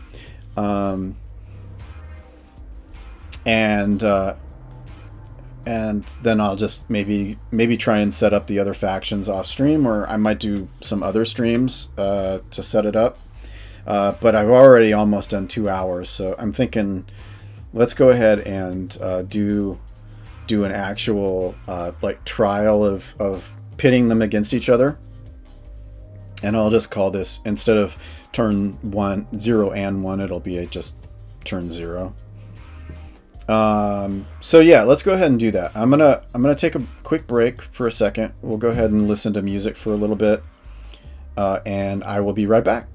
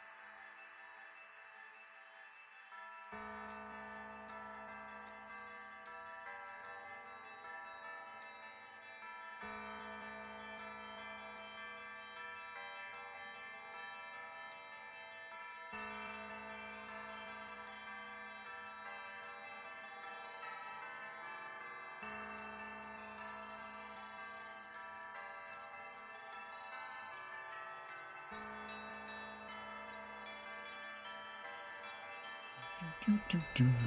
Boop, boop, boop. Boop, boop, boop. Okie dokie. Do, do, do. Howdy. Okay, so I took a break. Got some hot tea. And what I'm thinking about doing is just maybe just going ahead and doing the faction turn for these two factions that I've created, just to sort of see how it works. And I just really quickly I was actually cheating because while I was on break, I was looking at the rules a little bit, just to sort of think about what all is going to happen. And what I did is I looked and I figured out that both of these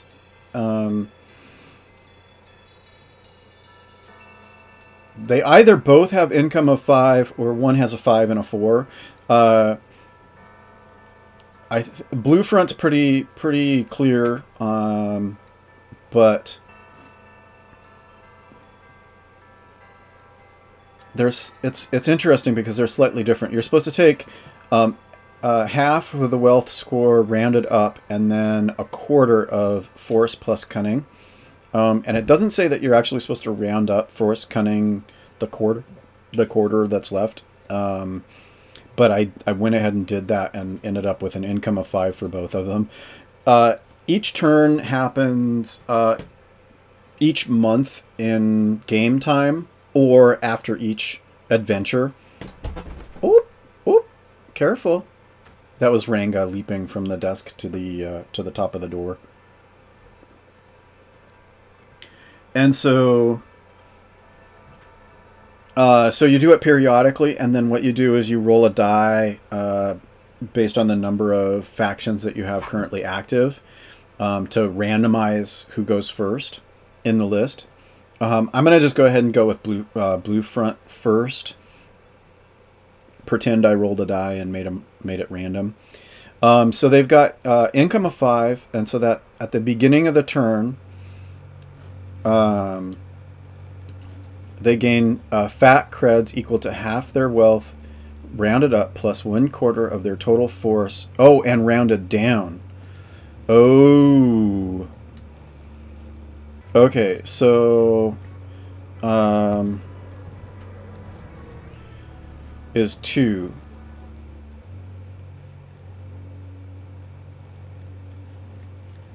And then so 2 plus 2. So it's actually 4. And I think it's going to be 4 for both of them. Well, it's a good thing I reread that, eh? So then, so 4 divided by 2 is 2. And then 9 divided by 4 is going to round down to 2.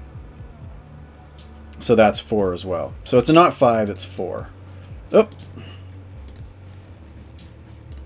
Not wealth, income. There. So we're going to go ahead and give both of them 4 at the beginning of the turn.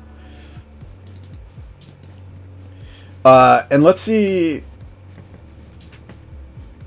if there's no goal. They need to pick a new one. If they want to abandon the prior goal, they can do that.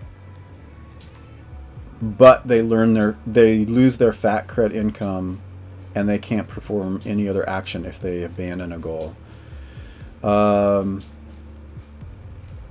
And then at the end of each faction turn, GM should translate the turn's events into a few lines of rumor or news that can be related to the PCs. Successful attack by the lawyers of the Bright Dawn Society on the Perihelion government's union toughs might be reported as neo-human right activists on Perihelion applaud the election of Paraminder Smith to the leadership of the government-sponsored Transit Workers Union. Miss Smith is a strong supporter of neo-human research and legal emancipation.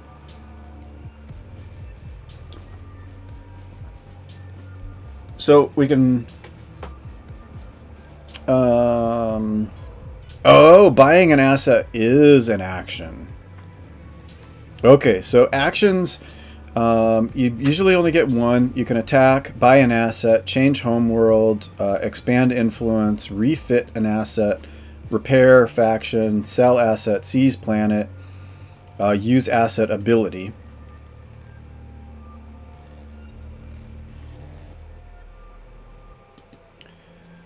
So I think what I'm going to do is I'm going to go ahead and let's really quickly... So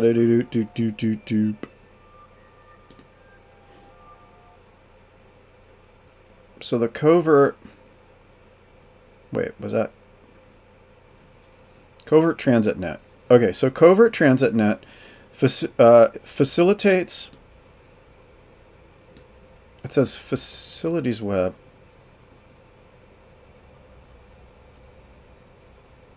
It should be facilitates. Anyhow, it facilitates an area space with a network of smugglers and gray market freighter captains. As an action, any special forces assets can be moved between any worlds within 3 hexes of the covert transit net.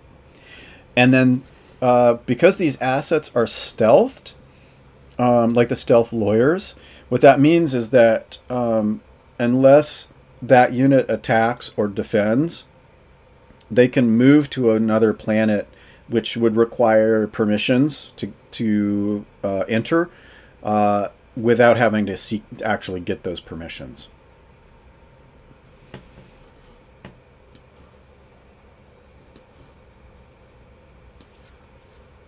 So should we try and move them to Thordis?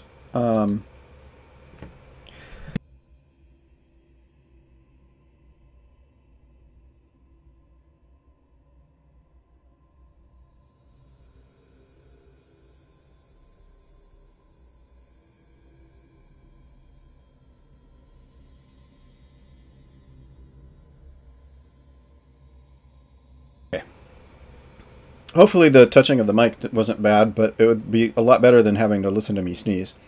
So what I was thinking is moving from Hokey Polycrew to Thordis might be worth a try, because then they're placing a stealth unit where the other faction can, so I can actually play the other faction. I mean, if I were actually doing this, what I'd probably want to do is move it to somewhere other than, you know, somewhere without a faction. But I mean, they're essentially all going to have factions, right? So what we're going to do is for this move, we're going to go ahead, and it doesn't cost anything.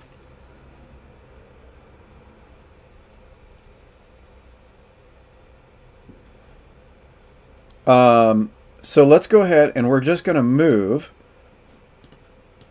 Stealth Lawyers to Thordis. What is it? Thordis Cerna. Thordis Cerna. Nah.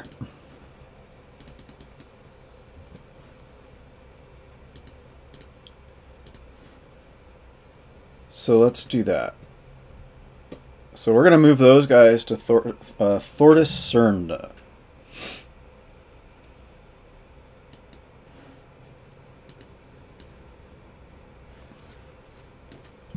Blue Front moves Stealth Lawyers to Thordis Cerna via covert transit net.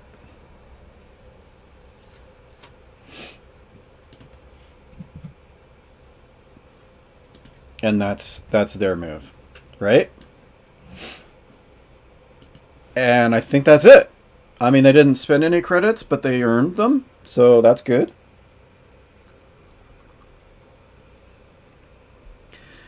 Now, so they did successfully do that.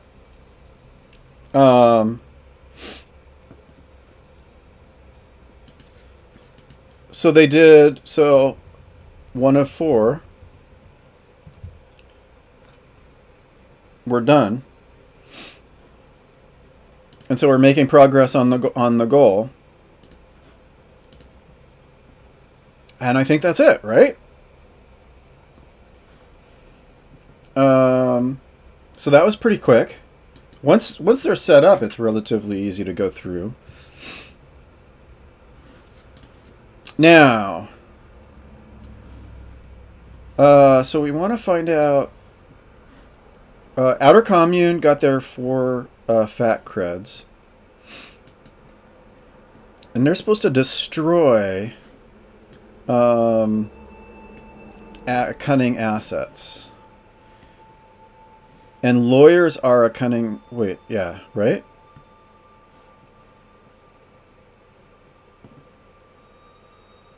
Oh, they're not. What were they? Were they wealth?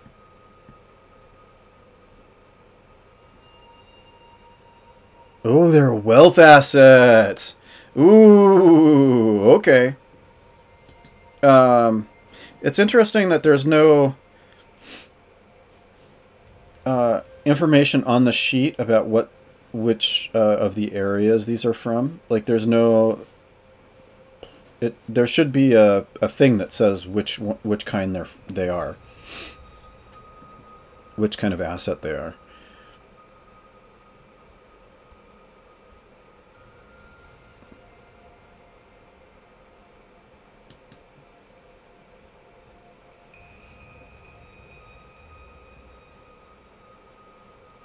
Okay, well, so that's a bummer. So, but what are let's take a look at organization moles and counter intel.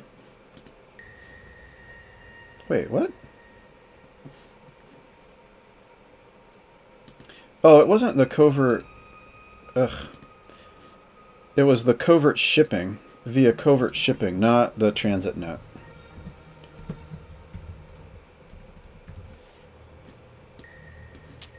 And then I need to take a look because I think maybe that did actually have a cost. Covert shipping at the cost of 1 fat cred. Okay, so they did actually have to spend 1. So Blue Front actually did spend 1 fat cred for that moving because it was the covert shipping network, not the covert shipping, not the covert network, the transit net, which would have been free. So Outer Commune has the one that's free. Okay, so organizer can subvert and confuse enemy assets, striking to damage their cohesion. Okay.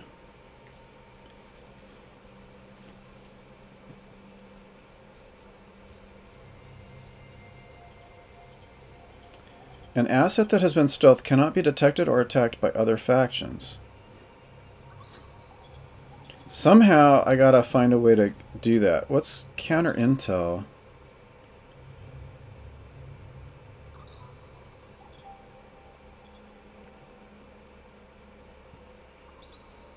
Where is it?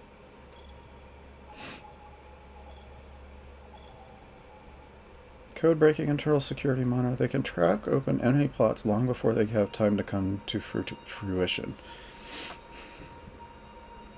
It seems like counter intel units should be able to discover stealth units.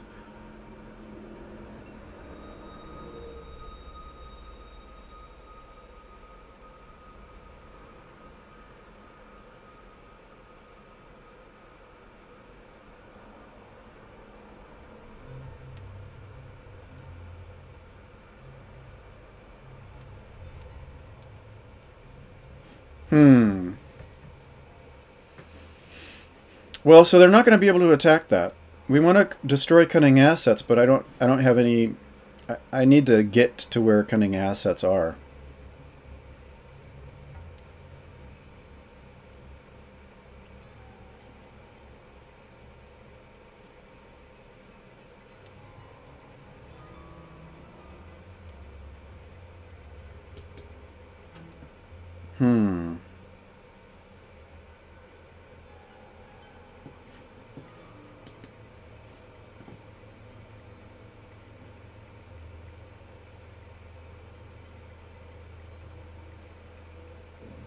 Well, I could move the counter intel. I could move counter intel to the other planet.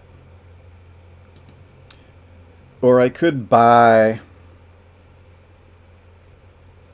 I only have 4. But I could get some special forces. Cunning is 6, so I could go all the way up to 6.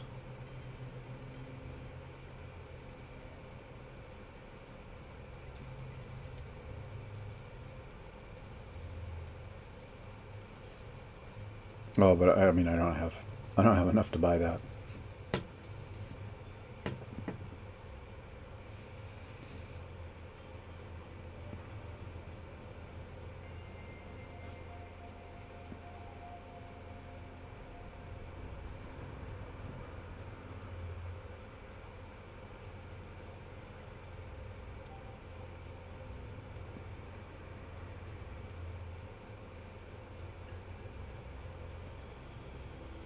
Lobbyists, saboteurs, a seductress.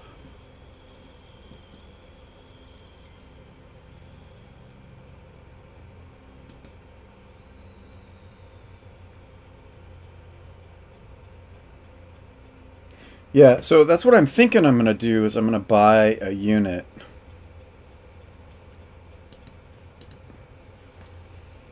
Buy an asset.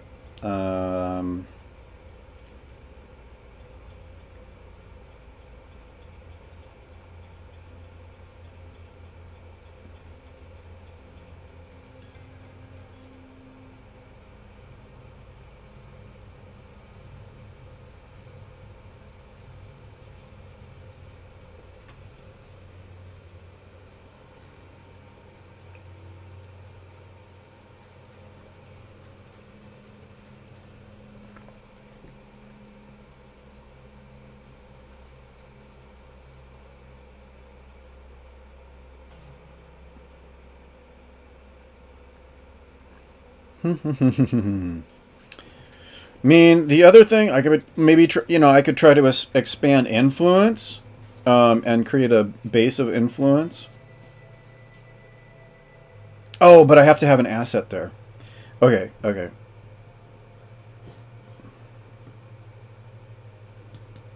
And they're not stealthed.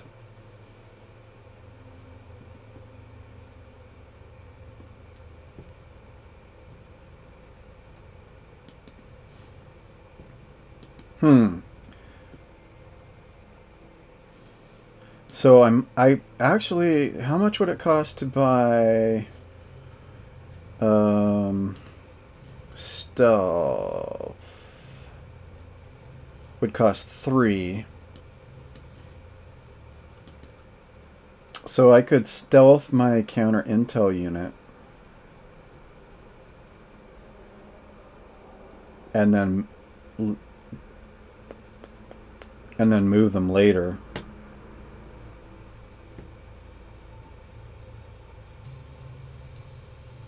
Or I could just buy a seductress. Let's read the seductress. Seductress and their male equivalents subvert the leadership of enemy assets, revealing hidden plans. As an actress, seductress can travel to any world within 1 hex.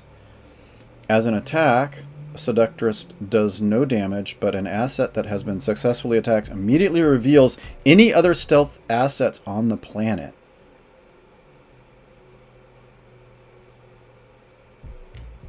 Only special forces units can attack a seductress. That actually seems really useful, because we're dealing with the secretive blue front. I'm gonna buy that asset. So we're gonna buy a seductress, and the cost is 4. No, yes, cost is 4. So that's gonna use all of the cash that I have available. I'm gonna go down to 0, and we're gonna then buy.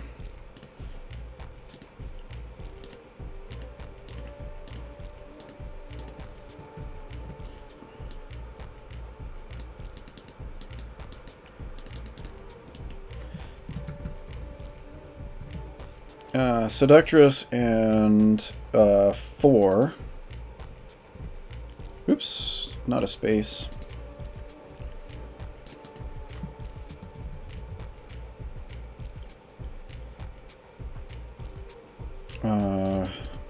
CVC special and counters none, and on Thordis Cerna. Okay, well, so that wasn't, you know, a whole lot of stuff happening. So outer commune. Oh, actually, hold on.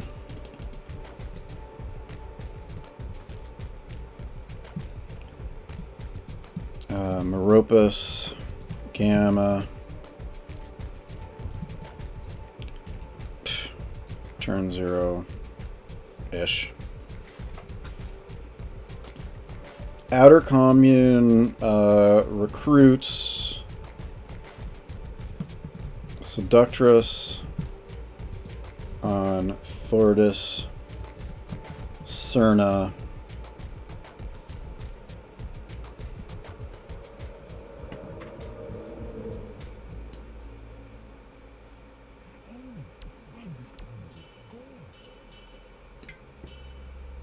And I've got to keep track of how many assets of each type there are based on, like, you can only have so many based on your force, cunning, and wealth scores of each. That determines how many total units you can have.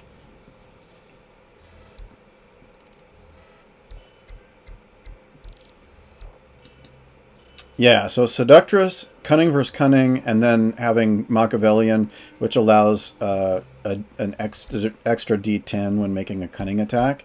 That all, in order to help reveal stealthed units. That sounds like a really good idea.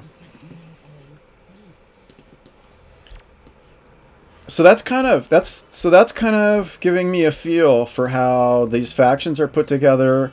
And how the units move, and then what I would do is then I would have to take this information. I would take this information and turn it into news items.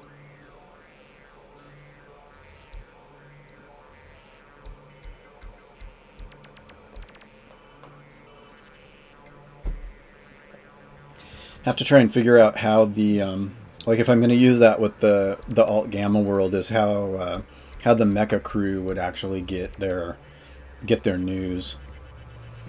Oops, not Thordis, Thordis.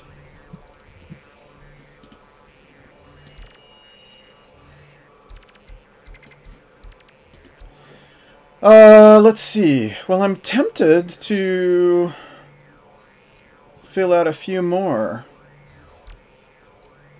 Oh, Irinel, thanks for the follow. Sorry I missed it. Hopefully you'll, know that I said thank you, even though I'm late.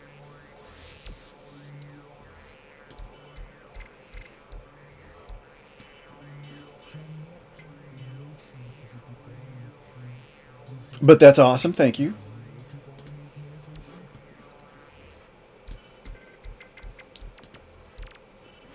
On Twitch. Yeah, thanks for following on Twitch.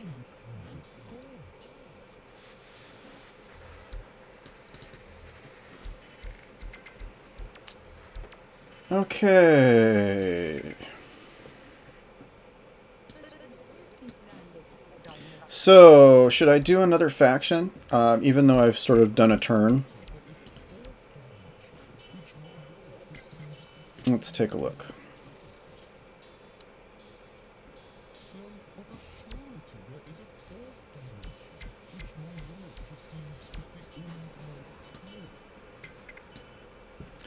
I should do a minor faction. Maybe People's Banner, Popular Society. Bunch of autarkies. That's 2 autarkies. So let's do something else. Stag Fellowship. Social Alliance.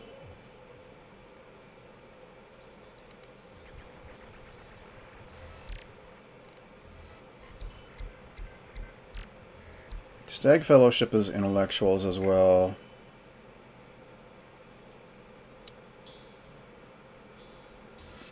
Royal Union.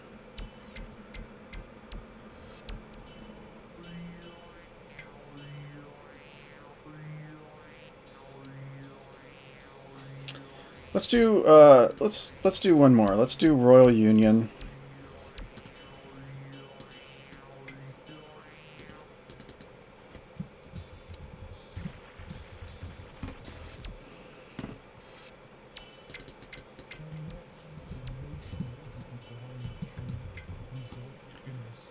And they are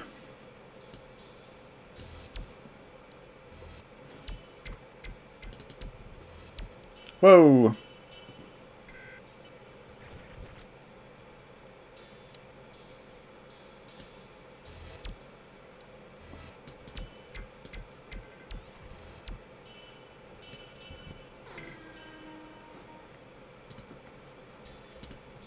Yeah, that's not gonna work.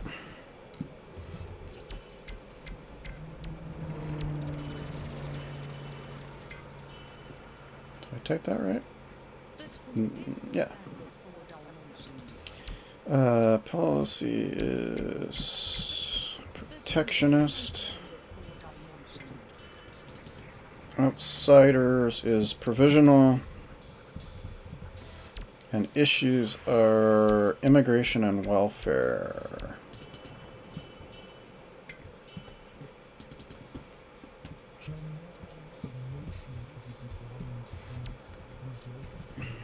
Oh my god.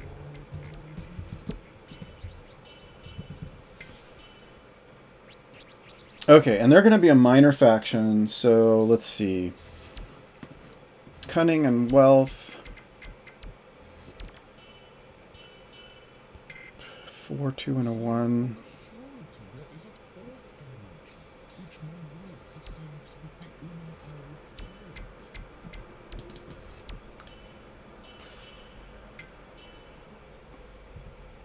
Low wealth, because they're just starting out.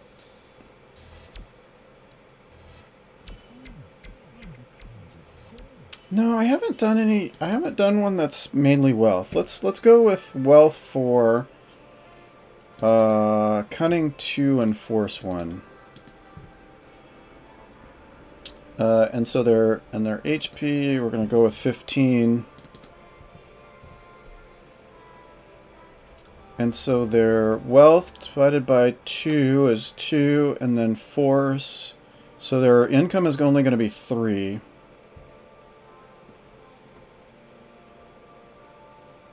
And where are we going to put them?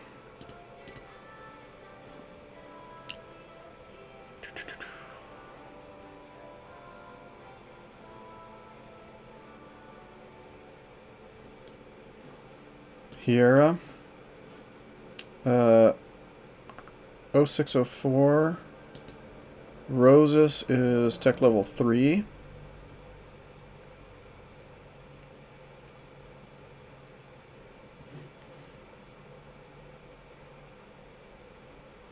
Yeah, so let's go with here.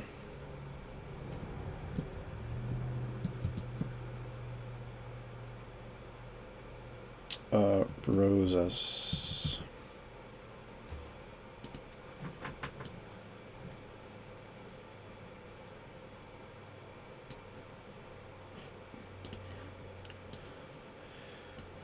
Let's see.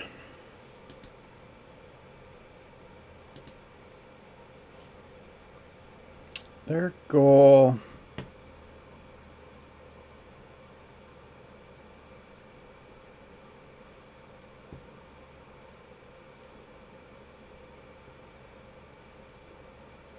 Wealth of World. Spend fact credits equal to 4 times your faction's wealth rating.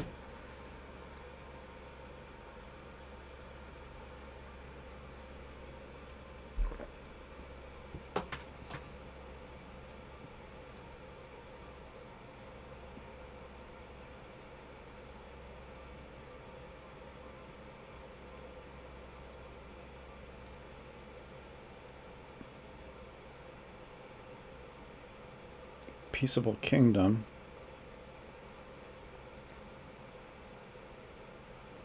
Yeah, let's go with wealth of worlds, since we're making them sort of wealthy, sort of. That's kind of their thing. So wealth of worlds.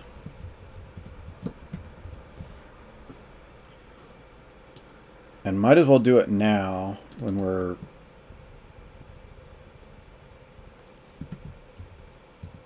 on bribes and influence.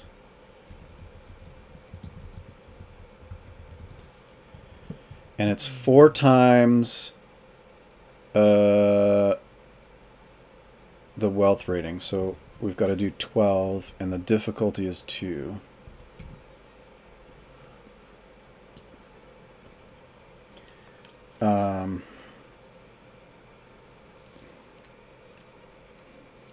One prime and one other. So they get 1 wealth asset.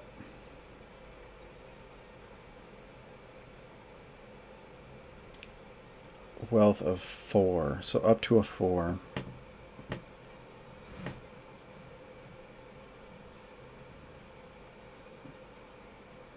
A bank or a monopoly? Protection of wealth. Once per turn, the faction can ignore 1 cost or fat cred loss imposed by another faction, regardless of where it is levied. Or monopoly.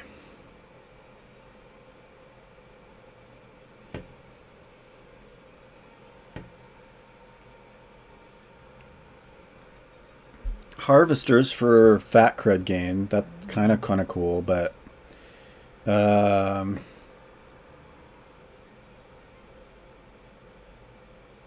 what was the other thing?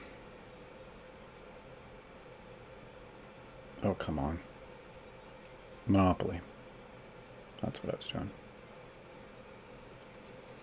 Assets involve an open or tacit stranglehold on certain vital businesses and resources in the world. As an action, owners of a monopoly may force one other faction with unstealth assets on that world to pay them 1 fat cred. If the target faction hasn't got the money, they lose 1 asset of their choice on the world.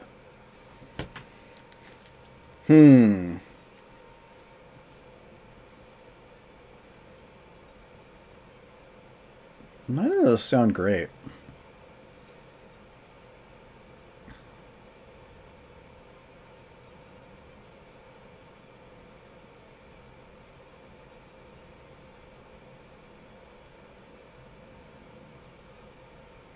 Could be shipping combine.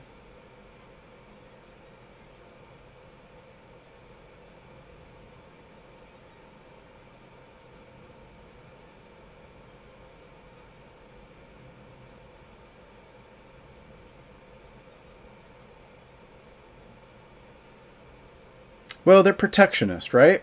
So let's... I'm kind of thinking Monopoly, but it's... There needs to be another faction on that planet.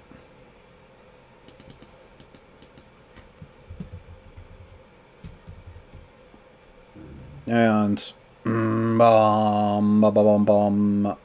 12 hit points. Facility. Wealth versus wealth. 1d6. And 1d6 for counterattack. And they're going to be on Rigaroga. Dang it.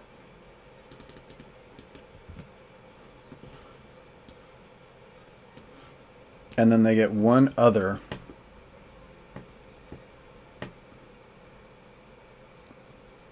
Cunning score 2.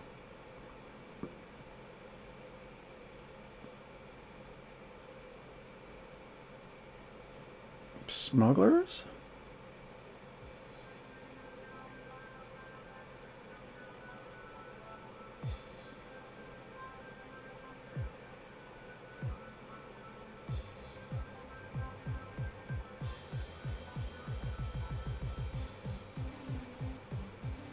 Saboteurs, popular movements.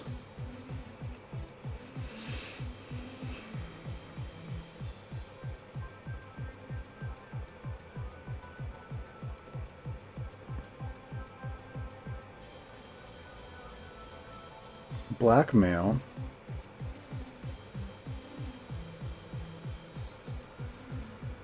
Okay, well, let's go. It's only got a force of 1, but what do we got?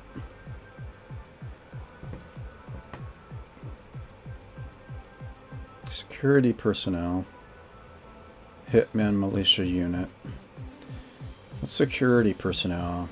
Standard civilian policemen.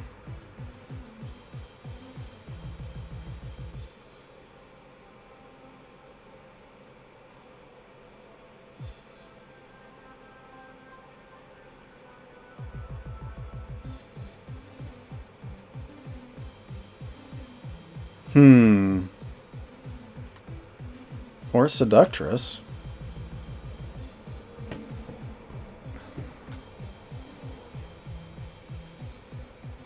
Lobbyist, maybe?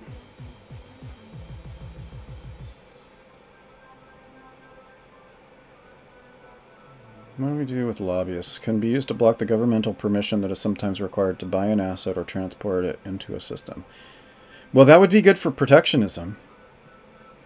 When a rival faction gains permission to do so, the lobbyist can make an immediate cunning versus cunning test against the faction. If successful, the permission is withdrawn and cannot be attempted until the next turn. Well, let's do that. That actually sounds like something that these guys would have.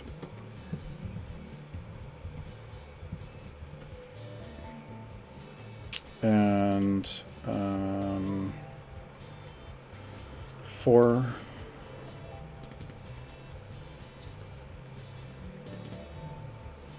And they are special.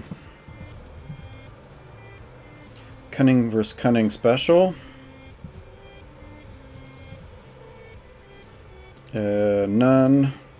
And they're going to be on Hirarosas as well. And then these ones are going to go away.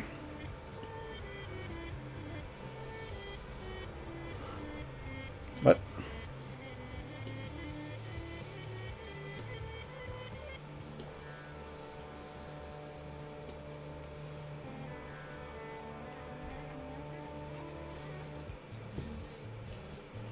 Okay, and then tag.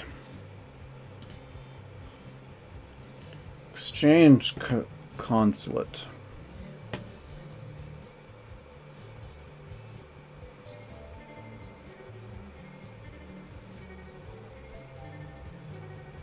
Fanatical imperialists. Well, they are Royal Union. Deep-rooted. Deep-rooted. Faction can roll 1 additional D10 when defending against attacks on assets on their home world. If the faction ever changes home worlds, this tag is lost. Perimeter agency attacks against an asset that requires tech level 5. That doesn't make any sense for this guy. Planetary government. Faction permission required to buy or import those assets marked as needed.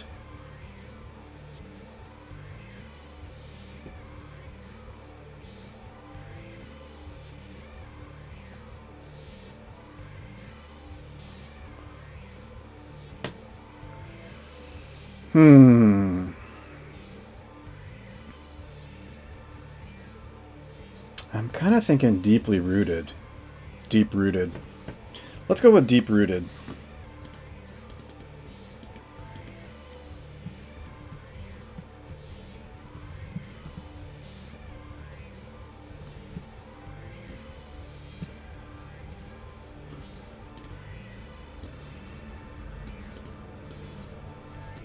Stop that.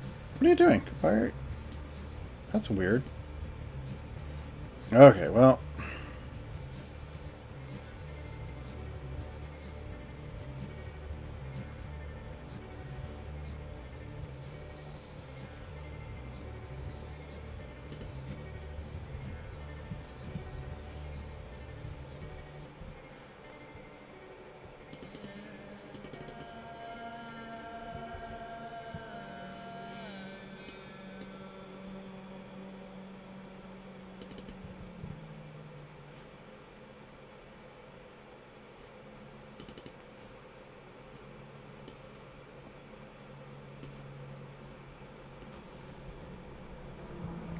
What?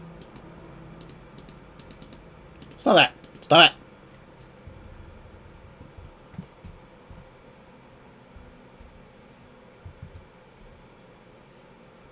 Weird. Yeah, there we go. Okay.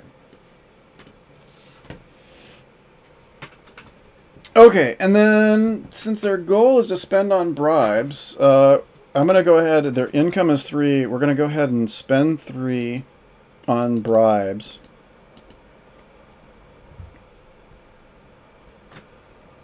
And just get that done. Start working on that.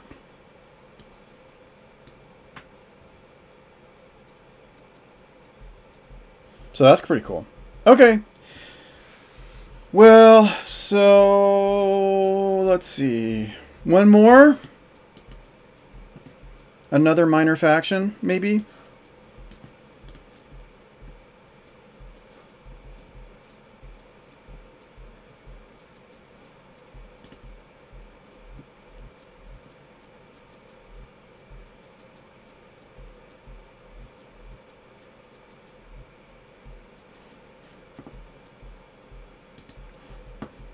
Yeah, let's do them.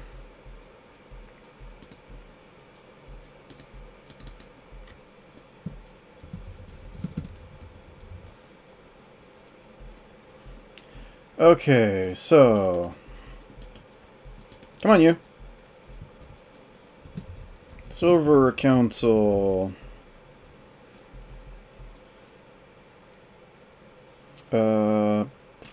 Pious.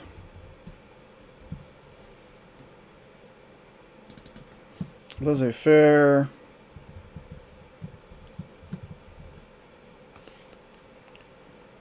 Xenophilia. Woo! Hello.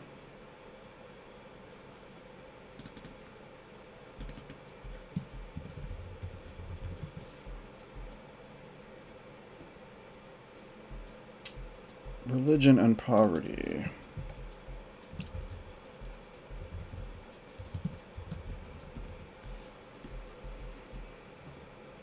Let's see. I don't feel like force is really their thing. So let's do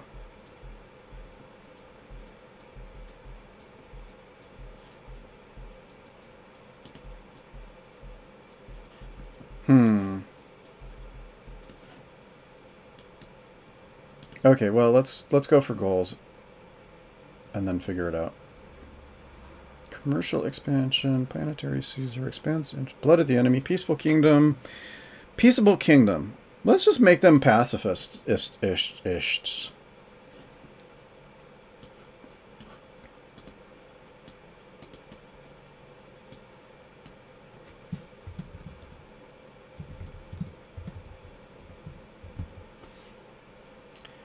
No attacks for 4 turns.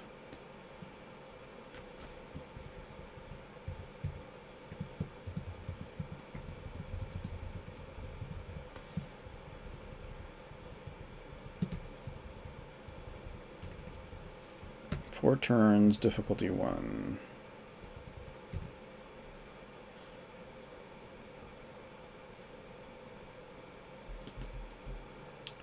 Okay, and then force assets. I don't think we're going to do that. We're going to go with wealth asset. 4.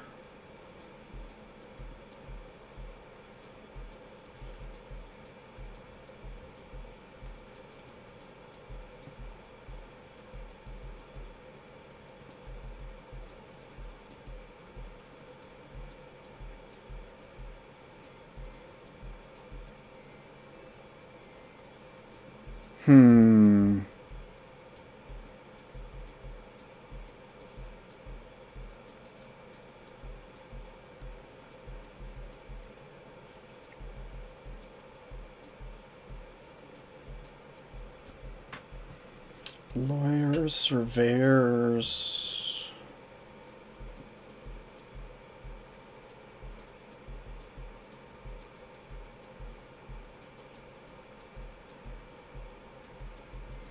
Bank, shipping combine.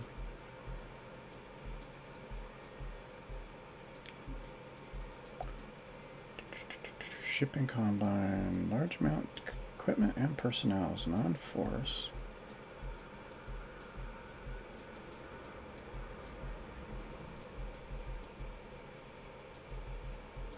Scavenger fleet.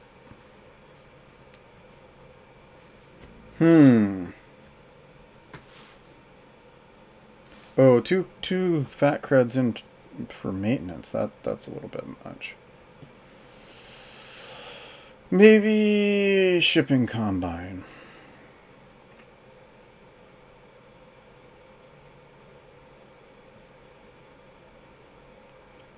Post-tech.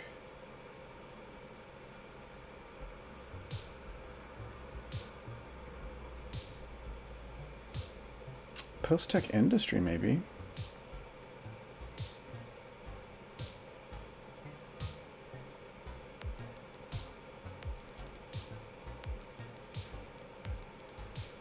Let's go with post-tech industry.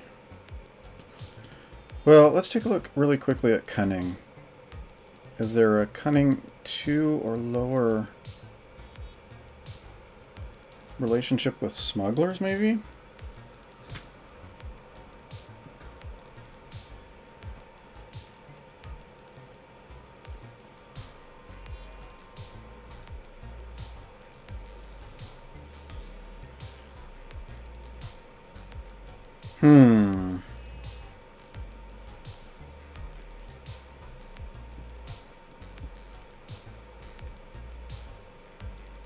False front. What does false front do?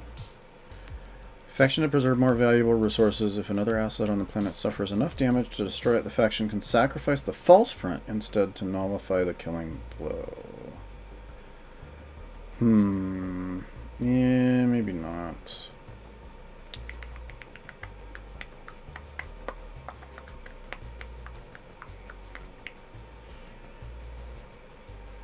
Religion and poverty.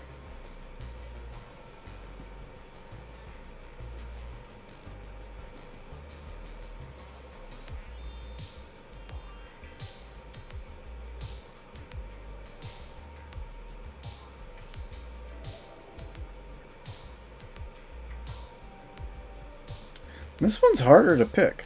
This one's a little bit harder to pick.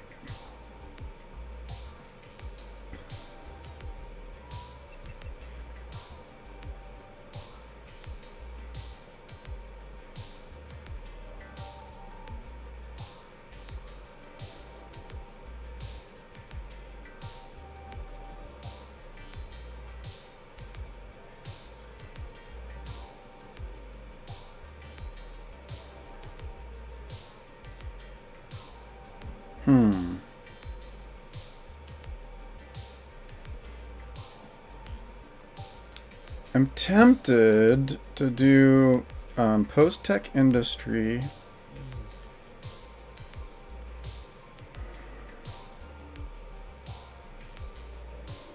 And saboteurs.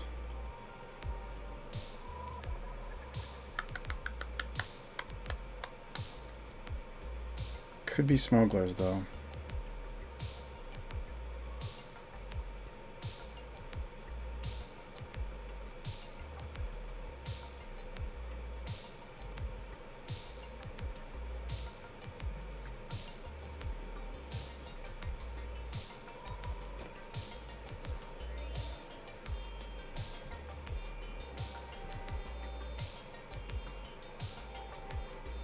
Smugglers.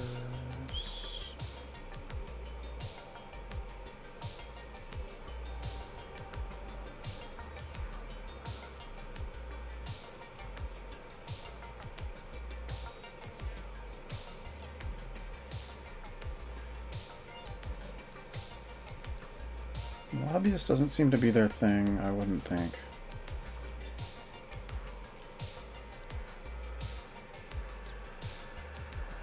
I think it's post-tech. It's post-tech and then smugglers, and they use the smugglers to move goods or whatever.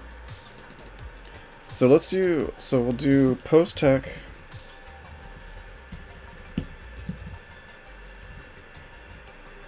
Post-tech industry is 4.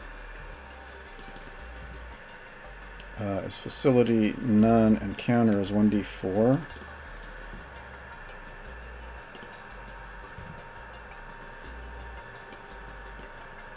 And we haven't figured out what planet they're on yet.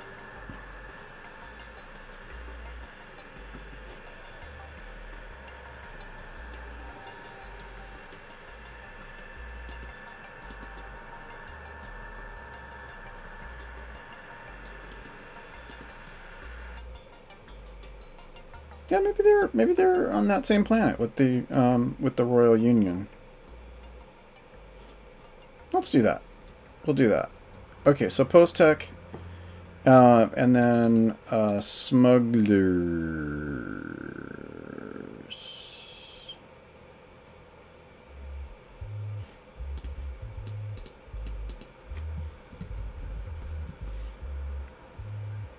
It's 4 and 4 is a starship. Cunning versus wealth. Oops.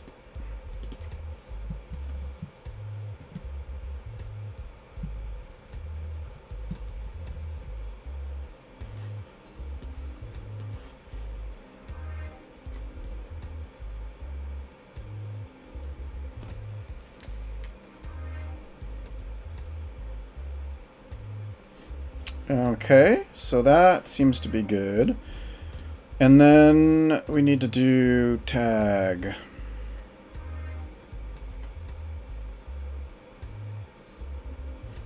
Seems like exchange consulate is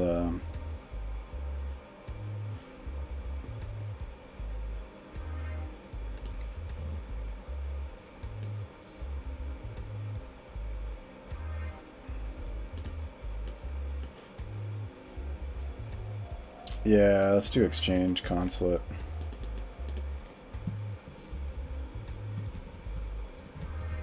Ugh, come on.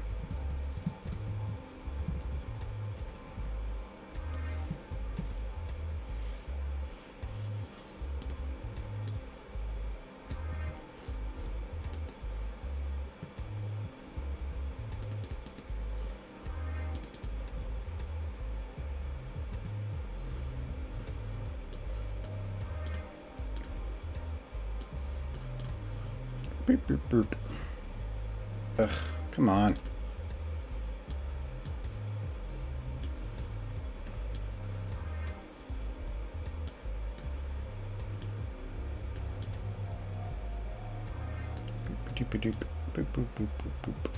Okay, that description is a bit long. But basically, so when it completes Peaceable Kingdom, which is our goal, they can roll a 1d6, and on 4+, they gain a bonus experience points. And then once per turn, the faction may roll an extra d10 when defending against a wealth attack.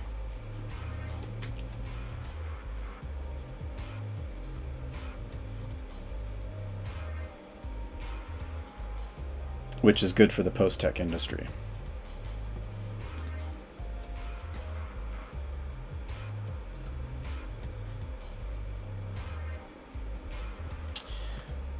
And so, when we actually get to their turn, which I think is now, so they gain 3 income.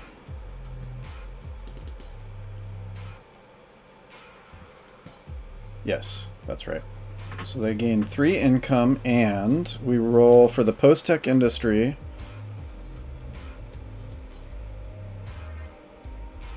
And that's the action. And they rolled a 1. So we lost 1 fat cred. That's a bummer. But we had a chance to get extra. So we tried to make some money, but our manufacturing went awry, and it didn't quite work. So Silver Council, that's what they did. And so those two, Silver Council and Royal Union, are on the same planet. So that's kind of cool. So that's really interesting. And all they have to do is remain peaceful. Oh, let's actually update 1 of 4. Well, so that's the beginnings of the solar system. That's the beginnings. didn't really do a full faction turn, but maybe we'll get the other factions set up and get them rolling as well. And got a sort of a taste of what a faction turn and getting these guys set up will be like. And hopefully, you know, I'm hoping it'll inspire me to do a little bit with the other group, like, you know, using this as sort of the background for the alt gamma world stuff. And we'll see if that happens, if that comes to fruition. But that was fun to try out. A lot of paperwork. So you know, if you are watching this, thank you so much. Oh, and I forgot to Silver Council.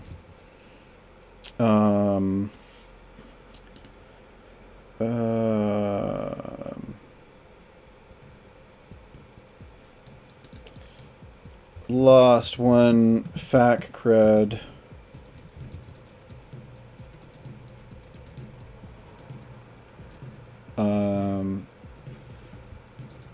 Lost profit. Oh. Loss of one fat cred on post-tech industry.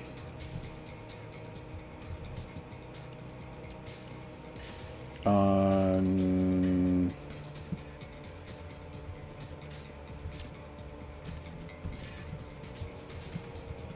what was this?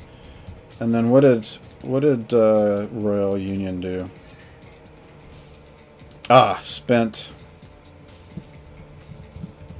3 fat cred. Feck cred? Fat cred on bribes.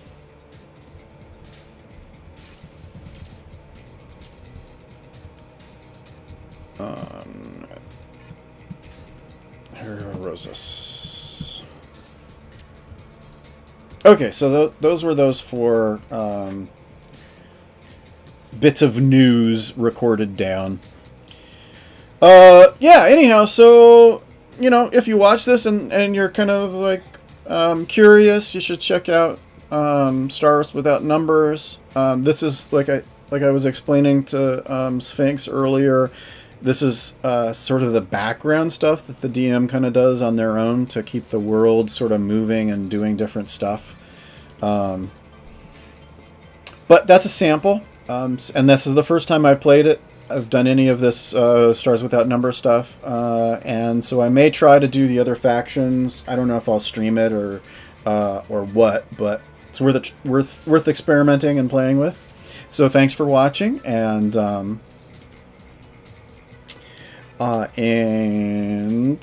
I don't know. There we go. You know, look for when I'm streaming or watch some of my videos. And I will talk to you later. Bye. Thanks. And clicking the right thing. There we go. Okay. So long.